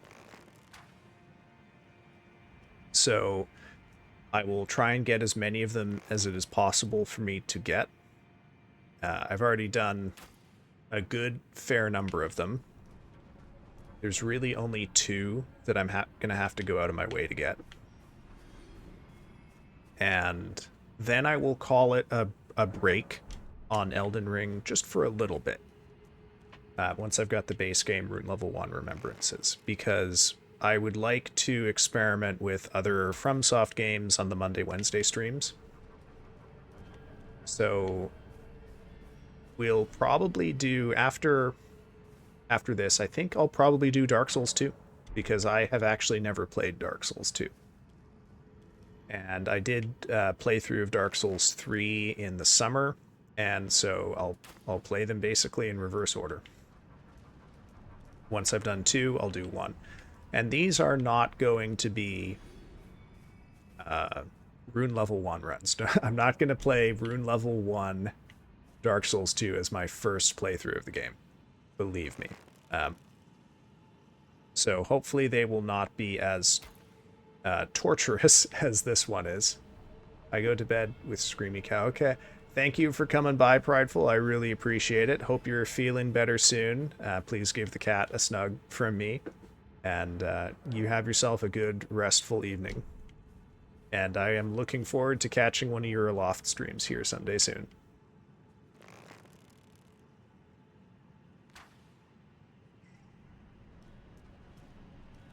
Toodaloo. Okay. I should have enough to upgrade a couple weapons now.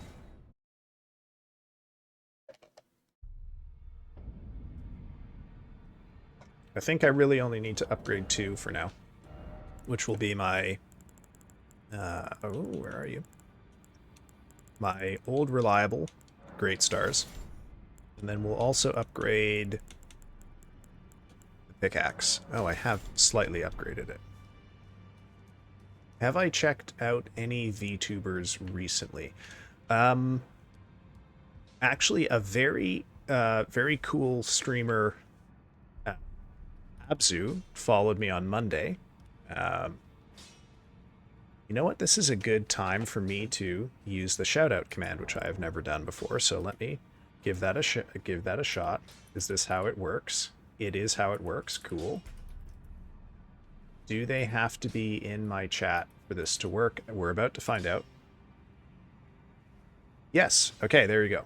So Abzu is a VTuber who followed, and I was watching her stream a little bit before mine started. Turns out our stream times overlap on Wednesday, which is a shame, but what can you do? There's also another one. Here, let me take a second here.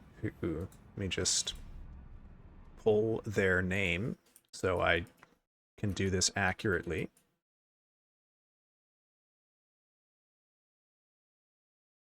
Okay. A streamer... Oh, she was live while I was streaming. Oh, that's a shame. But Hijiki is going to have a debut stream on Saturday, which I'm going to try to attend. I I don't know if I will be able to be there for much of it, but I'm going to do my damnedest. Hijiki is the streamer who inspired / reminded me about the folks who are in my memorial notice on the BRB start and ending screens. I have to wait another 30 seconds to give a shout out. So we'll ramble here for another 30 seconds before I do that. But other than that, I unfortunately haven't had much time in the last couple of days to be looking at other VTubers who are new or whatnot. Another one of my friends has been quite sick, Orphea Cross, so hopefully she will be feeling better and streaming back to streaming as she says she would really like to be within the next week. So check her out too, but I'll give the shout out to Hijiki here in just a sec. Should be enough time. There we go. Okay. Actually, I think Abzu is still streaming, so okay. I wanted to strengthen these armaments. So we'll take these to 24 because I don't ever upgrade anything to 25. I mean, who needs 25? Gosh. Okay, we'll take this pickaxe up to 24 also.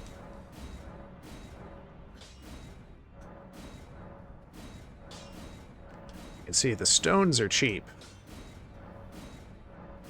but upgrading them is expensive. And I think that'll probably be all we need for now. Put this... Yeah, why don't we go through the rest of Farm Azula with this thing? Be good to get a bit used to it. I've drank way too much water in the last couple of minutes, so let's go on that note for a quick break here. I will be back in just a couple of moments, and we will try to get through to Placidusax and maybe put a couple of pulls on him before we retire for the evening. All right, folks, I will be back in just a jiffy.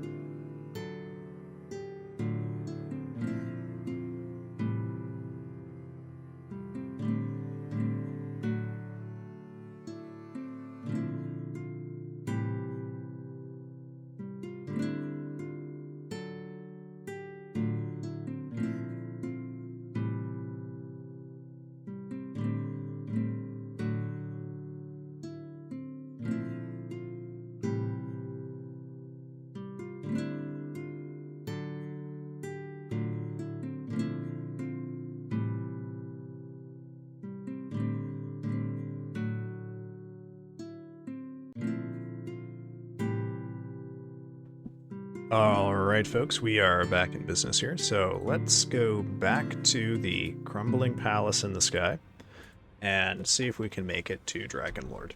It's probably going to be rough going because there's a lot of pretty difficult enemies we have to get through, but I think we can handle it. I hope. I mean, I guess we'll find out, won't we? Oh, what's going on here? Getting confusing signs from OBS once again. Alright, fair enough. Okay, now, if only I could remember... Oh yeah, it's this way. So there is an optional mini-boss also that we can fight, which I do plan to fight. But I've traditionally not found that particular one to be too difficult. I've fought the boss version of it already in this playthrough, and it went pretty well, I think. So I don't anticipate too many obstacles there. However, quite literally everything in this area can kill us in one hit, and they're all pretty tough, so I need to get the bubble out here if we want to survive. As for your other question there, Lavi, do I have time? I try to make a little bit of time to look for particularly like new VTubers through the subreddit. r/virtual YouTubers. Shit, I'm gonna die. However, this week has just been unusually busy for me with other stuff, so I have not... Damn. Have not had a lot of time to look into it. Mostly because I usually have a pretty open Tuesday, but then yesterday was actually pretty jam-packed for me. Yeah, I think we'll probably, if Abzu is still streaming in about an hour... No, I got someone threw a dagger in my back. Sorry. I was not thinking clearly about where I need to go, because I was focused too much on talking. Yeah, if oh, God, let's be good. If Abzu is still streaming in an hour, we'll probably raid out to her. Otherwise, I think Kinrelira is streaming, so we might raid out to her instead. She's a very interesting streamer. Her day job is she's a marine biologist, so pretty cool person, I think. Please give me a place to rest. Learn how to multi... I'm trying, man. Okay. Which direction? Oh, yes. Right. Okay. Then we go over here. Okay. Sorry, it's been a fair bit since I actually went through this part of the game. I'm trying to remember my directions here. Gosh. Okay. Oop. Oh, the eagles. Oh, no. I forgot about these guys. This is the worst. Oh, no. Go away. Go away. Lightning and these eagles. Oh, these eagles suck so hard. Oh, no. Okay. Oop. The lightning just doesn't touch them. Yes. The white ghosts are echoes of other players, so that is someone else playing the game. They're not, like, they can't affect me, it's just me seeing what someone else is doing. I'll probably be fine. Now, one more gauntlet to run through up here, and then we're pretty well at Placidius Axe. Unfortunately, it's a very tough gauntlet.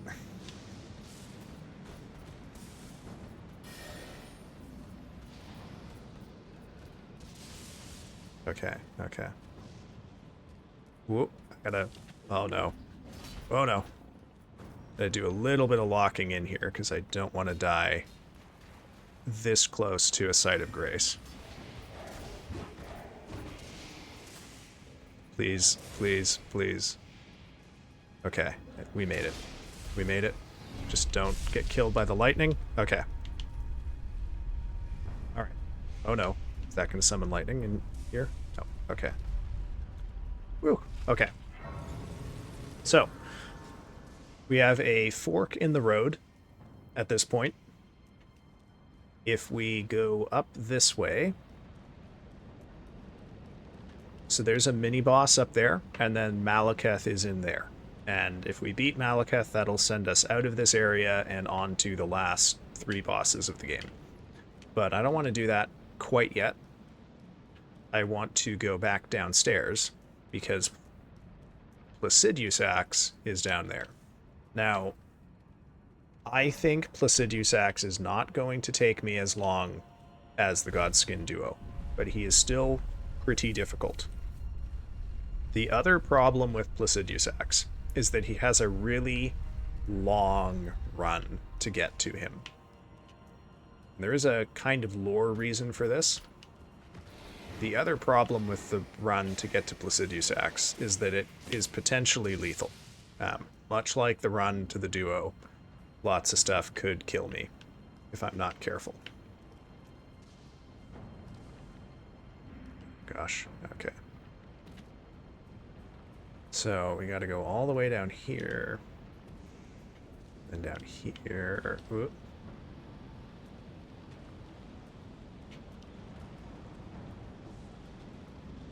And then, yeah, I guess I'm gonna have to do Millennia at some point as well. Oh, which is gonna require me to kill Commander Neil. Oh, God. Alright. Well, believe me, I'm trying. So if we lie down right here, we will get transported to Placiduous Axe's arena. Don't worry, the first jump is the only fussy one. That's the only one that you can really kill your die on.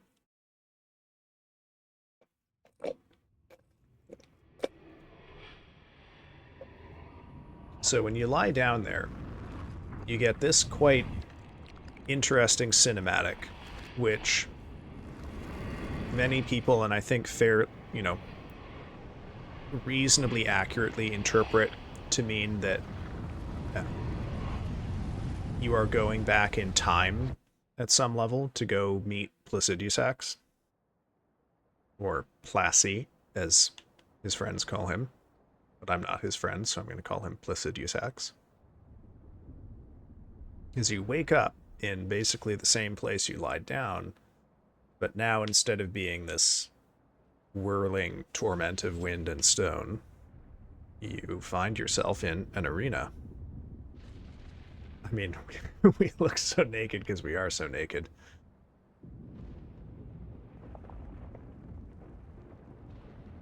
So, Placiduous Axe is a unusual but very interesting character in the lore, who poses some, let's call it, interpretive problems for people who want to reconstruct the history of this game. So, Placiduous Axe is referred to in at least a couple of places, I believe, as an Elden Lord. We don't know who his god was, and we don't know who he was consort to, but we do know that in an era before the Greater Will, Placiduous Axe was Elden Lord. Okay.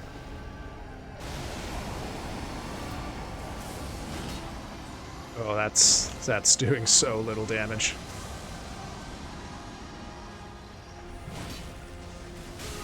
No. Okay, I guess. Oh dear. Okay. Well. First try, yeah. So this is kind of what we're working with. You know, Placiduous Axe is one of the 3, like, major end of the game bosses. There's this guy, Radagon, and Millennia. So now we also get to see the other difficult thing about him, which is the full run back. Even longer than the Godskin duo.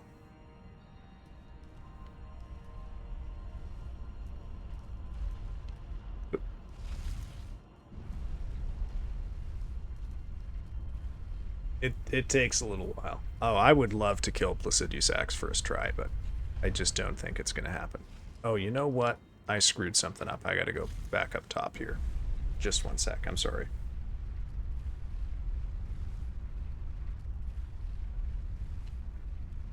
I gotta fix my flask, and I gotta fix my weapon. Okay. Oops, not that. Wrong. Gotta fix that flask. Yeah. Do I want to change that to stamina? Nah, that's fine. Okay, but I do still need to fix this guy. Making him cold. Do I want to make him heavy? Now let's start with cold. See how that works. Okay.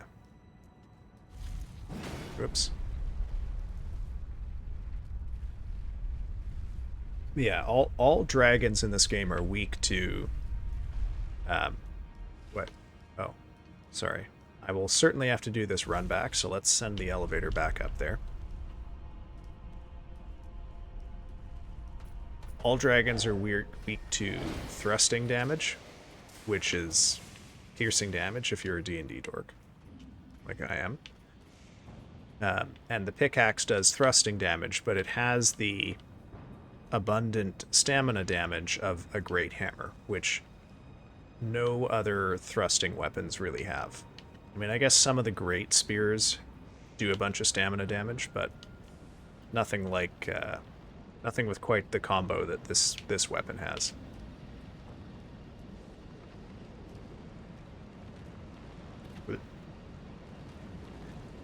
What I will say, though, is we're definitely not going to watch the full cinematic every single time.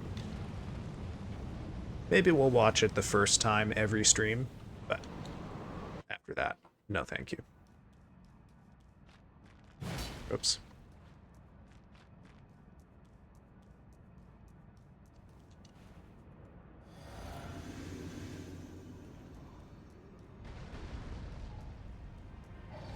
No. None of the, like, repeatable cinematics auto-skip, I'm afraid.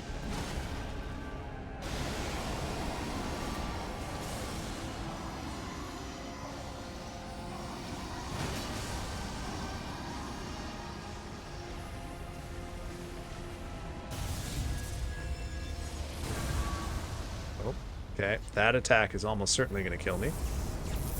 Just does a huge explosion. He does not usually do that so early in the fight, I will say. A little surprised. Oh, what? Oh, he like leaned forward and hit me. So, this dragon's Romanian Electropop duo. Yep. Yes, I did. It was an ugly victory, but I did get them. Not one to be proud of. I might figure out how to use, don't tell Miyazaki, but I might figure out how to use the cheat engine to resurrect them so I can fight them again and do it properly. But I did also kind of want to move on from that fight, so...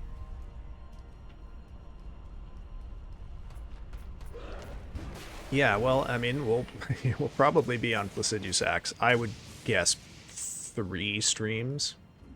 It's a tough fight. You know, every fight has its own unique difficulties. Ooh, that was close. With Placidusax, in Phase 1, he has a lot of attacks, and you saw me get killed by one of them earlier, where, like, he just sort of moves his body, and it's damaging because he's so big. So, learning what exactly is a movement and what exactly is an attack is part of the process with him.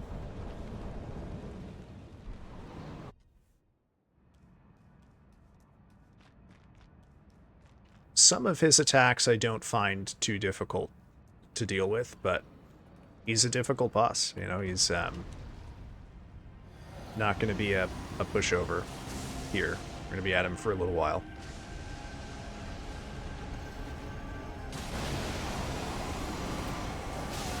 Especially because he has all of these lightning attacks that Oh, see. That's going to be my first enemy. Right. Because I've got to learn the positioning for the lightning on the approach.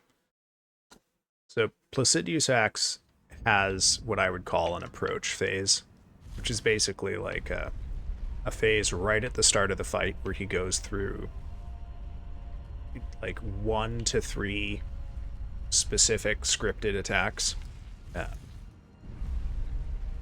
Radon, the Star Scourge, has a scripted, or has an approach phase. It's where he shoots the arrows at you. The Fire Giant has an approach phase where he can either fling snow at you or do his other attack. Placidius Axe has one where I believe the first 2 attacks are determined always, and then the third one can vary up a little bit. And like any fight with an approach phase on rune level 1, on my first playthrough, I think 3 tries. Oh no, I turned this guy inside out on my first playthrough, but on my first playthrough I could stand to take a couple of hits.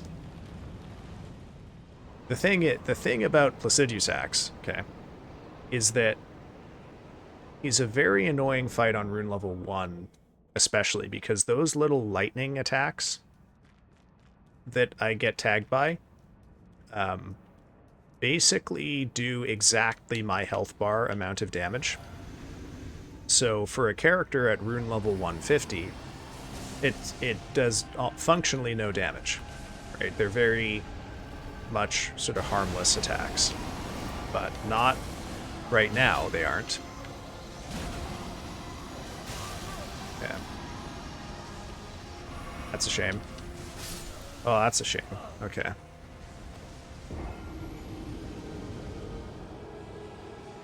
So there's just like patterns to learn. No, it's the boss summoning that. But yeah, let's it's gonna be a good time to yap about stuff because it's gonna be a oh man. If this is stressing you out, Lavi, we're gonna be doing a long dance, you and I. Learning this fight is going to be learning the safe positioning for the approach phase. And then phase 2 is going to have some challenges because there are certain attacks that I know are quite difficult to dodge. And I cannot not dodge them. In part because one of them is a 2-parter. So if I don't learn how to dodge it, it's a guaranteed kill because the first hit will break my bubble and the second hit will then just kill me. However, as noted, that's all easy peasy compared to the Godskin duo. Also, I haven't done my homework with this fight yet either. Homework in this case meaning like watching other kills, seeing the strategies that other people have used to deal with him, etc., etc. And all of that will help too.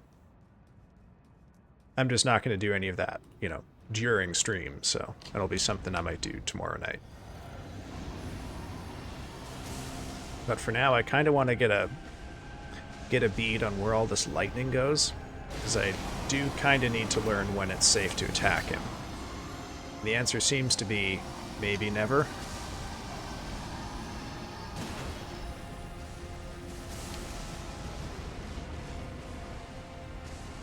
Okay.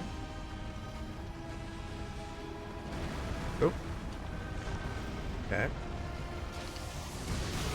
Oh, got hit by lightning on the back end there. Okay, let's run back here. Hopefully I can outrange that. Oop. Alright. See, that's pretty easy to dodge, in my opinion. Oh, goodness. Okay. Get another kill. Yeah, he's got, he's got 2 heads, and he can pretty quickly turn one around and shoot golden fire backwards, which does mean you have to kind of learn which attacks you can punish and which ones you can't.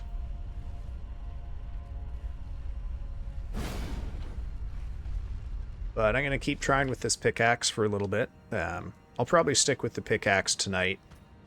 And we'll see maybe... well, I guess I won't be back to Eldenring until next Monday. So we'll see on Monday coming how progress is going on, like, actually consistently dodging him and punishing attack windows. And we can evaluate at that point whether it's better to press for stuns with the pickaxe or bleed with the Great Star. I suspect that because of his resistance to bludgeoning damage, that the pickaxe is going to be the call here. But we will see. Any boss with just like colossal health pools is always vulnerable in a unique way to bleed, because bleed is based on the boss's total health. I think it does percentage damage, not weapon damage, as I recall. Don't quote me on that. Okay, I can hit him in the foot here, and then I have to immediately run.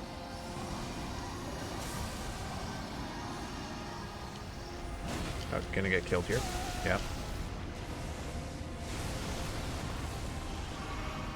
Okay.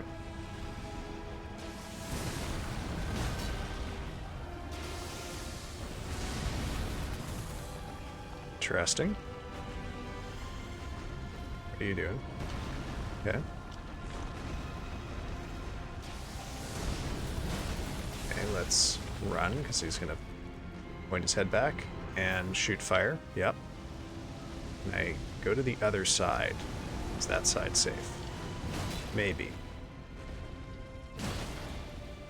What I'd really like to know is how much damage I have to do to stagger him. Okay, that's a good attack. That's easy to dodge, mostly. Oh, nope. Went with fire.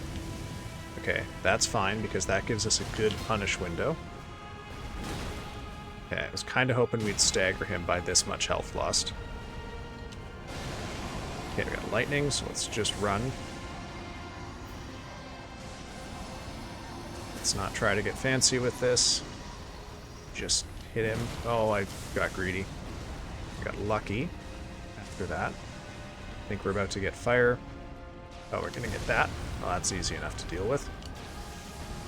That's easy enough to deal with too. Fire, run. Yeah, this guy, you really got to know which windows you can take. And there's not many. Okay. What's the game plan now? Okay. Fire. Run. Ooh, didn't think I would actually survive that one. Oh, got no stamina. Watch out. Okay, lightning, just run again. I guess the other thing to observe here is the successful kill of this guy is gonna... Oh. Okay, so I can't punish that with a jumping attack. The successful kill of this guy is gonna take a long, long time. Actually, you know what? I would bet that the number of hits I got in on him means that I probably could have bled him in that time. So let's actually swap over to that now. Whoopsie doodle. We'll see. I mean, I don't know if you noticed, but with a really shit weapon, I did about a third of his health bar on that pull. I do not think he is going to take anywhere near as much time as the Godskin duo did. Whoops. Well. Okay, let's not think too carefully about what that might indicate. Hopefully not too portentous here. Try that again. Let's actually equip our weapon. First step. And now let's call the elevator. So my immediate read, just based on these first couple of pulls, is that the pickaxe, the thing that I was not accounting for there, is how much its attacks drain my stamina and leave me unable to confidently escape from Placidius Axe's area. It's actually heavier than this weapon, so this might be the call anyway, and I might just have to forego trying to get stagger on him. Ooh. Hopefully all those neck cracks didn't come through on stream. Ooh, oh, goodness gracious me. But yeah, such is the nature of the Rune level 1 playthrough, you know? You gotta... Unless you've got some, like, really impressive cheese strats, it's just a lot of practice. But that's why I kind of wanted it to be the first thing I was doing, because it means that I don't have to... The respawn thing? Have you not figured out the respawn thing? I don't 100% know what you mean. Lavi, could you throw a little more context on that one for me? It might just be streamer brain here.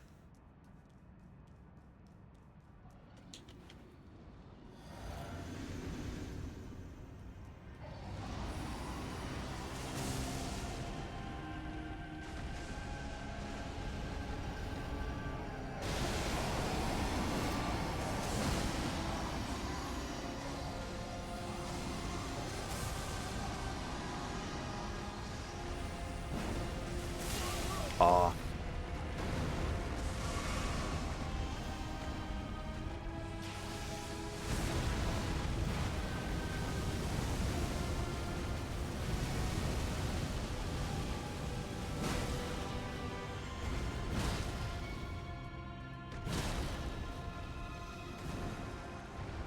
Oh, okay, that's gonna be fire, so let's let him burn himself out there. Oh, okay, lightning. So let's not get greedy. Just let him burn himself out on all that. To the front, it's a little easier to get. Oh, he's got fire coming. Should have seen that.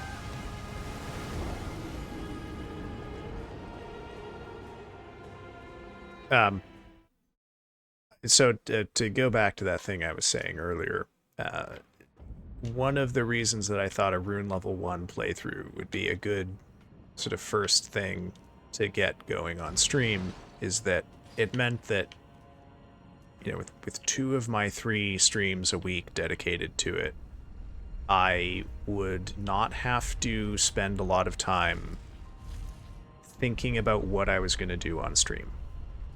And that means, you know, I have a little more time to spend doing stuff like figuring out how to, you know, do like very rudimentary, basic, like digital marketing for myself.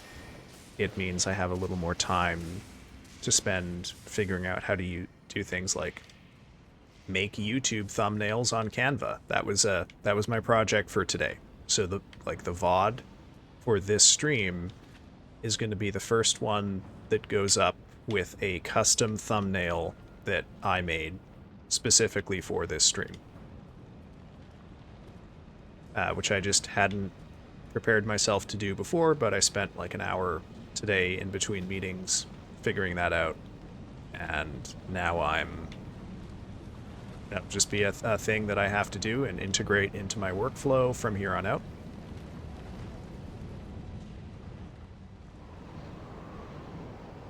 Feel like I did well, or I'm sorry, Lavi, well in what sense? In between meetings. Yeah, I mean, today I just had a shit ton of meetings for various things, and I had like an hour and a half between a meeting in the afternoon and a phone call with a friend, so I just figured out how to use Canva in between those 2 things. I think I did okay in the sense that I made a usable thumbnail. It's not beautiful. It's not, you know, it doesn't have my art avatar doing like PogChamp face or anything like you're supposed to. But it, at the very least, it gets the important info across, and it isn't a screenshot from stream like all of the other ones have been.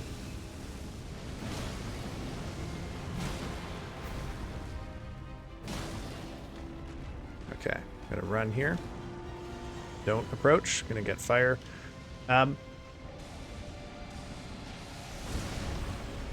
What have I been doing well at? I think I've been pretty good with keeping consistent. A consistent stream schedule, I've been told, reliably is one of the most important things you can have. Picked times that I was confident that I could achieve consistently this term, and I've more or less done that. I only had to delay one stream because of a life thing. I got my VOD channel set up pretty quick, and I've been uploading my VODs to that regularly. I guess a thing that has shocked me is that there are people watching my VODs on YouTube, which I don't understand because the gameplay is nothing special. I'm not marketing them at all. And I'll take it though. I actually got like my first like on a VOD the other day too. Okay, gotta run here. There's definitely more that I could be doing, but I knew when I started this that if I, like, oh, that should not have hit me. That was embarrassing. Oh.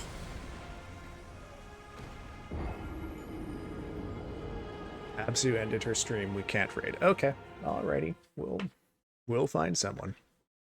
Kin's always an option. Oh, wrong way. Oh. Can't believe I've done that twice now. Fun fact, though, if I land directly on the button, the elevator does go back up. So there's always that to shoot for.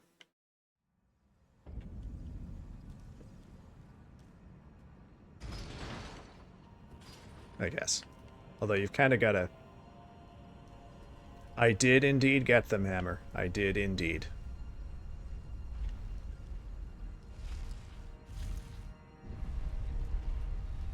Yeah.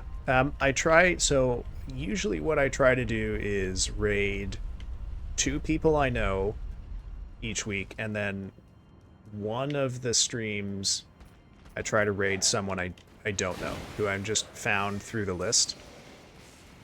So, like, I don't know if you remember, Lavi, last week we raided that guy who was doing the DLC of Elden Ring. Shit. Oh my god, I can't believe I didn't fall off.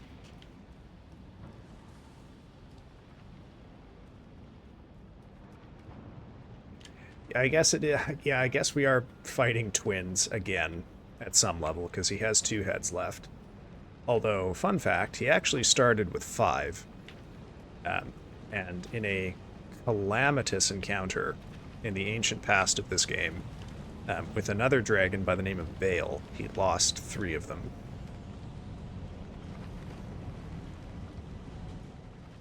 But I guess if you've got 5 heads, you can survive without 3 of them.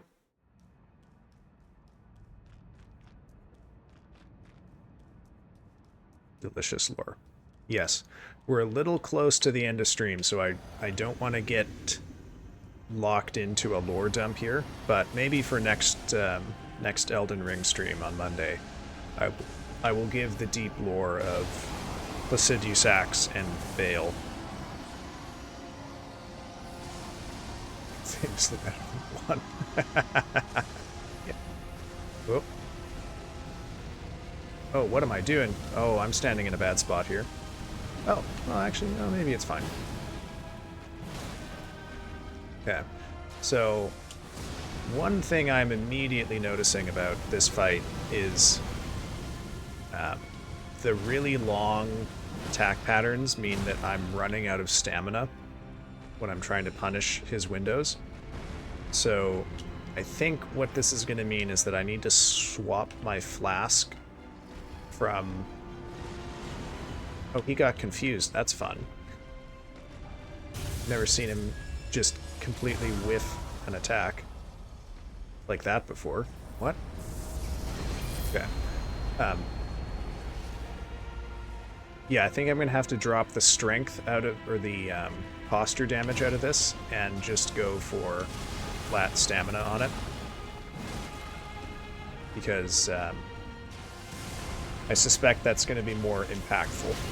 Oh, there's an aftershock on that one. Okay.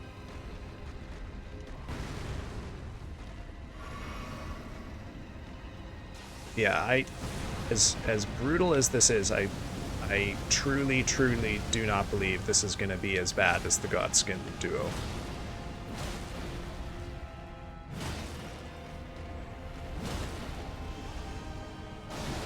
The only thing that's going to be painful with this guy is that, you know, the Godskin duo ultimately was still a fairly short fight, whereas any pull with this guy is going to take a long time. So it's going to suck the first time I get killed at like 15% health, just because of how much time that represents. Gosh.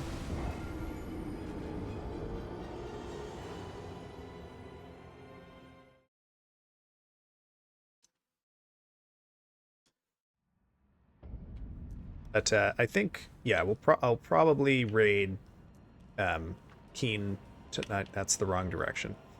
Probably raid Keen tonight just because she hasn't streamed in a little while. I know she's had a bunch of stuff going on. And I'd like to say hi, because we don't have much overlap in our stream schedules, because she usually streams on the nights I don't stream, which is to say Tuesday and Thursday.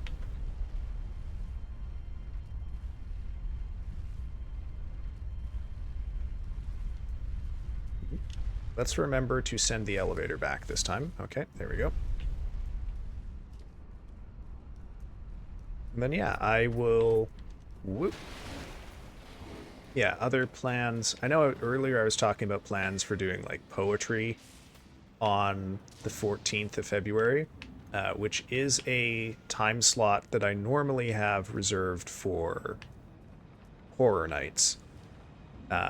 I don't really have a good game that is both Valentine's themed and horror. The only one I can think of is Me-Side, which I do actually want to play, and it's kind of popular right now, so it might not be a bad call. But that would, that might be a week where I do a Saturday stream. How long would you say a playthrough of Me-Side takes? Because it seems to me that it's usually between 4 and 6 hours.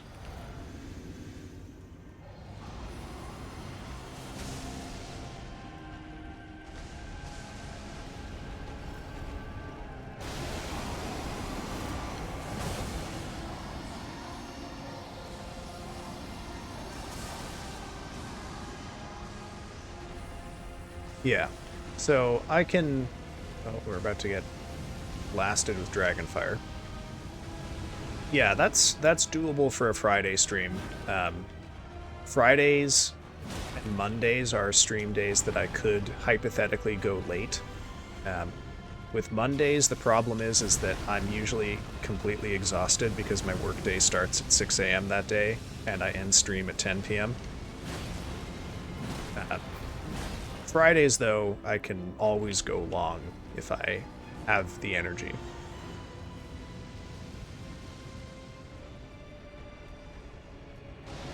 More lightning. Okay.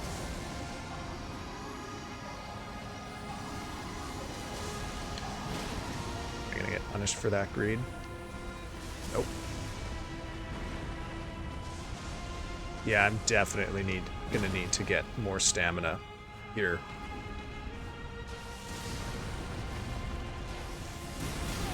Oh, maybe I need to dodge a different way on that one.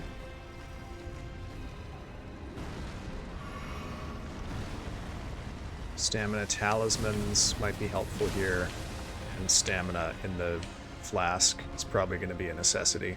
Okay, let's not approach that because of fire.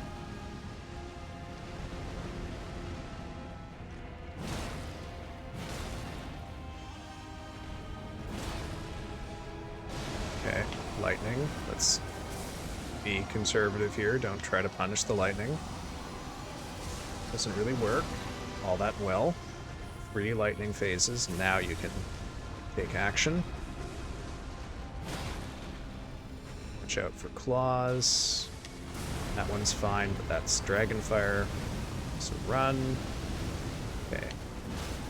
Room to punish in here. Oh, we staggered him. Okay. Can I get to him in time? Yes. Okay. Okay.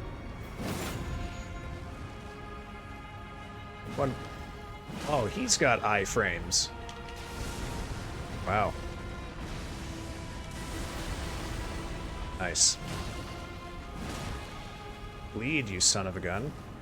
Okay, this is phase 2, folks. So now he will become a teleporting dragon. Oh! Bad dodge.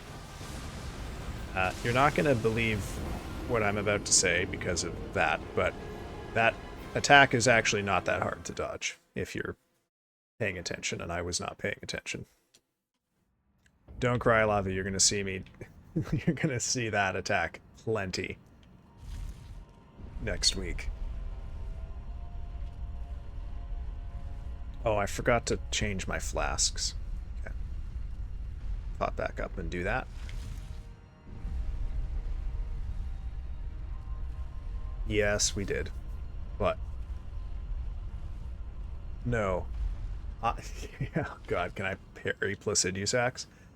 You know who I can parry, but it's going to be just extraordinarily difficult to do, is Malekith, the other boss here, who I just don't think I'm actually going to do that. Okay, do I want to boost total stamina or recovery speed? I'm going to say recovery speed.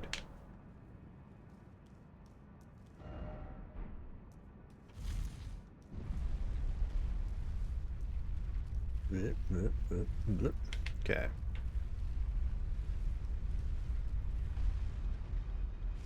Always send the elevator back up.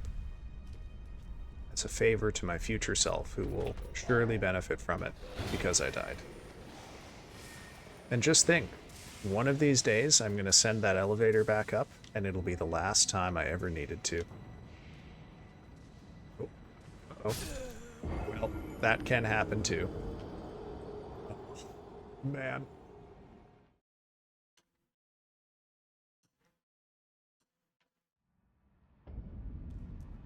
Is right. The run back to Placiduous Axe sucks. I don't love it. It's the last bad run back in the game, though. Every other run back after this is incredibly short, or even non-existent. Like, Malekith sucks, but Malekith spawns you right outside the door, so you don't even have to worry about it.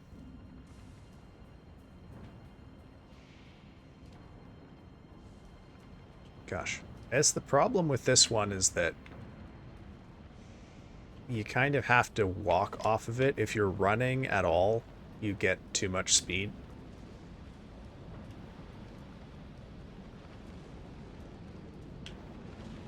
So, time-wise, a Malekith pull planning to collab in October.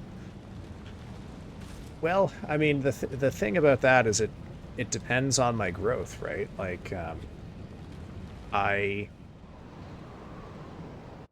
if I have a reasonable audience and therefore have something to offer potential collab partners, then absolutely. But if I'm still fairly small, and I kind of anticipate that, it wouldn't shock me if I have a hard time, finding people who are willing to collab. Oh dear. And that's fine. This is hobby stuff. Oh, embarrassing to get hit by that. Hobby stuff for me, so I am not super worried about that from like a business development standpoint. But it's something I'm conscious of.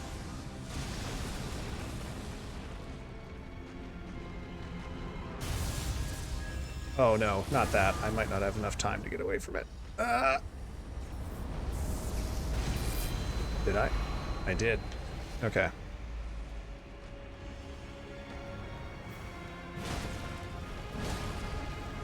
Have to get dragon fire. Nope, lightning. Okay. Let's go, big boss. Let's go. Yeah. I think... Oh, shit. Never mind. Forget I said anything. Okay. Oh. No, dragon fire comes right after that. So let's smack him in the tail. Now we run. Oh, okay. Nope, don't approach. So we'll get fired. He's gonna claw. Nope, he's gonna lightning. Okay, that's the first lightning surge. Second, and here comes the third. Okay. Caught on his wing. It's a little awkward. Dragonfire, run. His ability to do that so quickly and to cover such a huge area makes it really hard to punish him sometimes. See, now we're getting it again, because he's detected that I'm smacking him in his tail. And like, fair play, but it sucks. Okay, let's... Okay, that claw, that's a good opener. But we gotta go back immediately. Do the dance. Okay. Oh, we stunned him. Okay, let's run over here.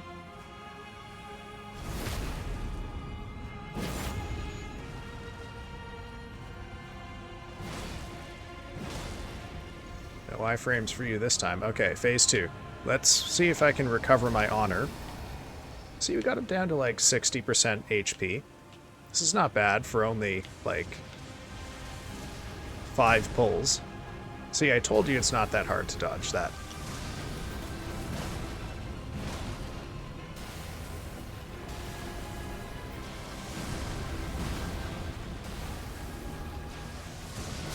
Oh, damn. Okay. So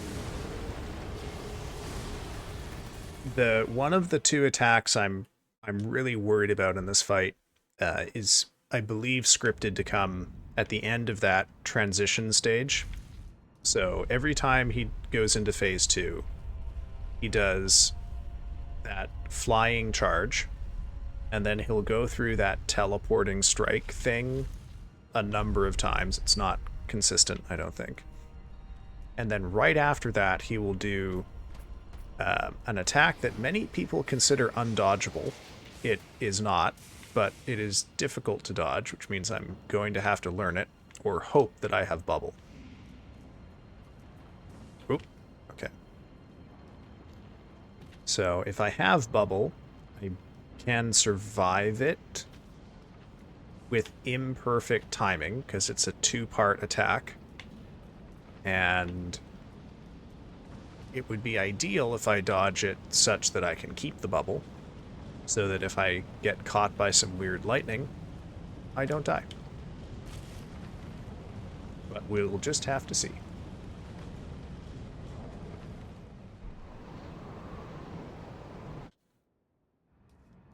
I'm also really, really feeling the stamina here. And it may be that I need to drop one of my damage boosting talismans in order to... Oh, shit. In order to put stamina in me. Oh, that was a really dumb decision on my part. Don't know why I did that.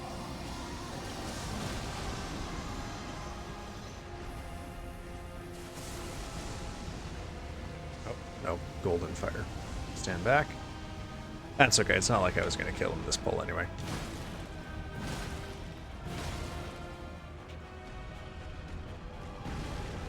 However, what I will say, once again... Oh. Okay, well, like clockwork, every time I'm about to toot my own horn, I get owned. I was going to say, we're getting to phase 2 consistently already. So, I don't fear this boss. It's just going to take time. Godskin duo I feared. This guy, eh.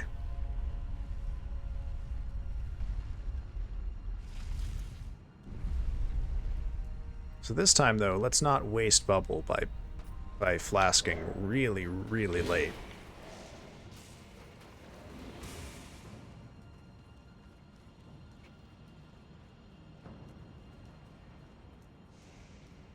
Good. Okay. Good. And then I think this will probably be our last pull of the night before we close things down.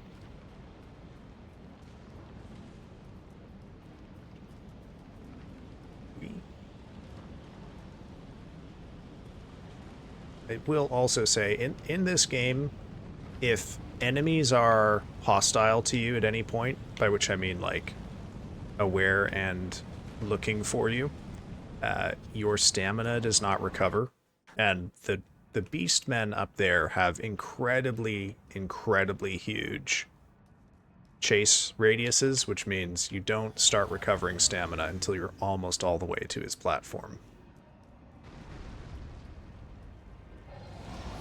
Okay. First lightning. Can't do anything. Second lightning. Smack him once. And then run back to the front. Dodge the third lightning. Whiff that completely. Oh, there's fourth lightning. Okay. That's awkward. Okay, never mind.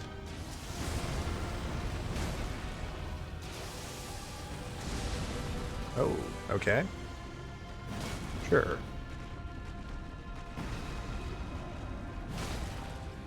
I will say, the places on him that are not conspicuous... Oh, shit. Well, he takes more damage from his necks and his arm than he does from his back legs, because he's got more armor back there. But I think that's as good a place as any to call it for the night. I'm still happy with the progress I made here, because I killed the Godskin duo. That's huge. And we're doing not too bad on Lassie. So, before we get to raiding out here, I have just a couple of things to say by way of credits. My model is courtesy of Sagbast. The link in my About section will take you to his Instagram, but I found him on Fiverr.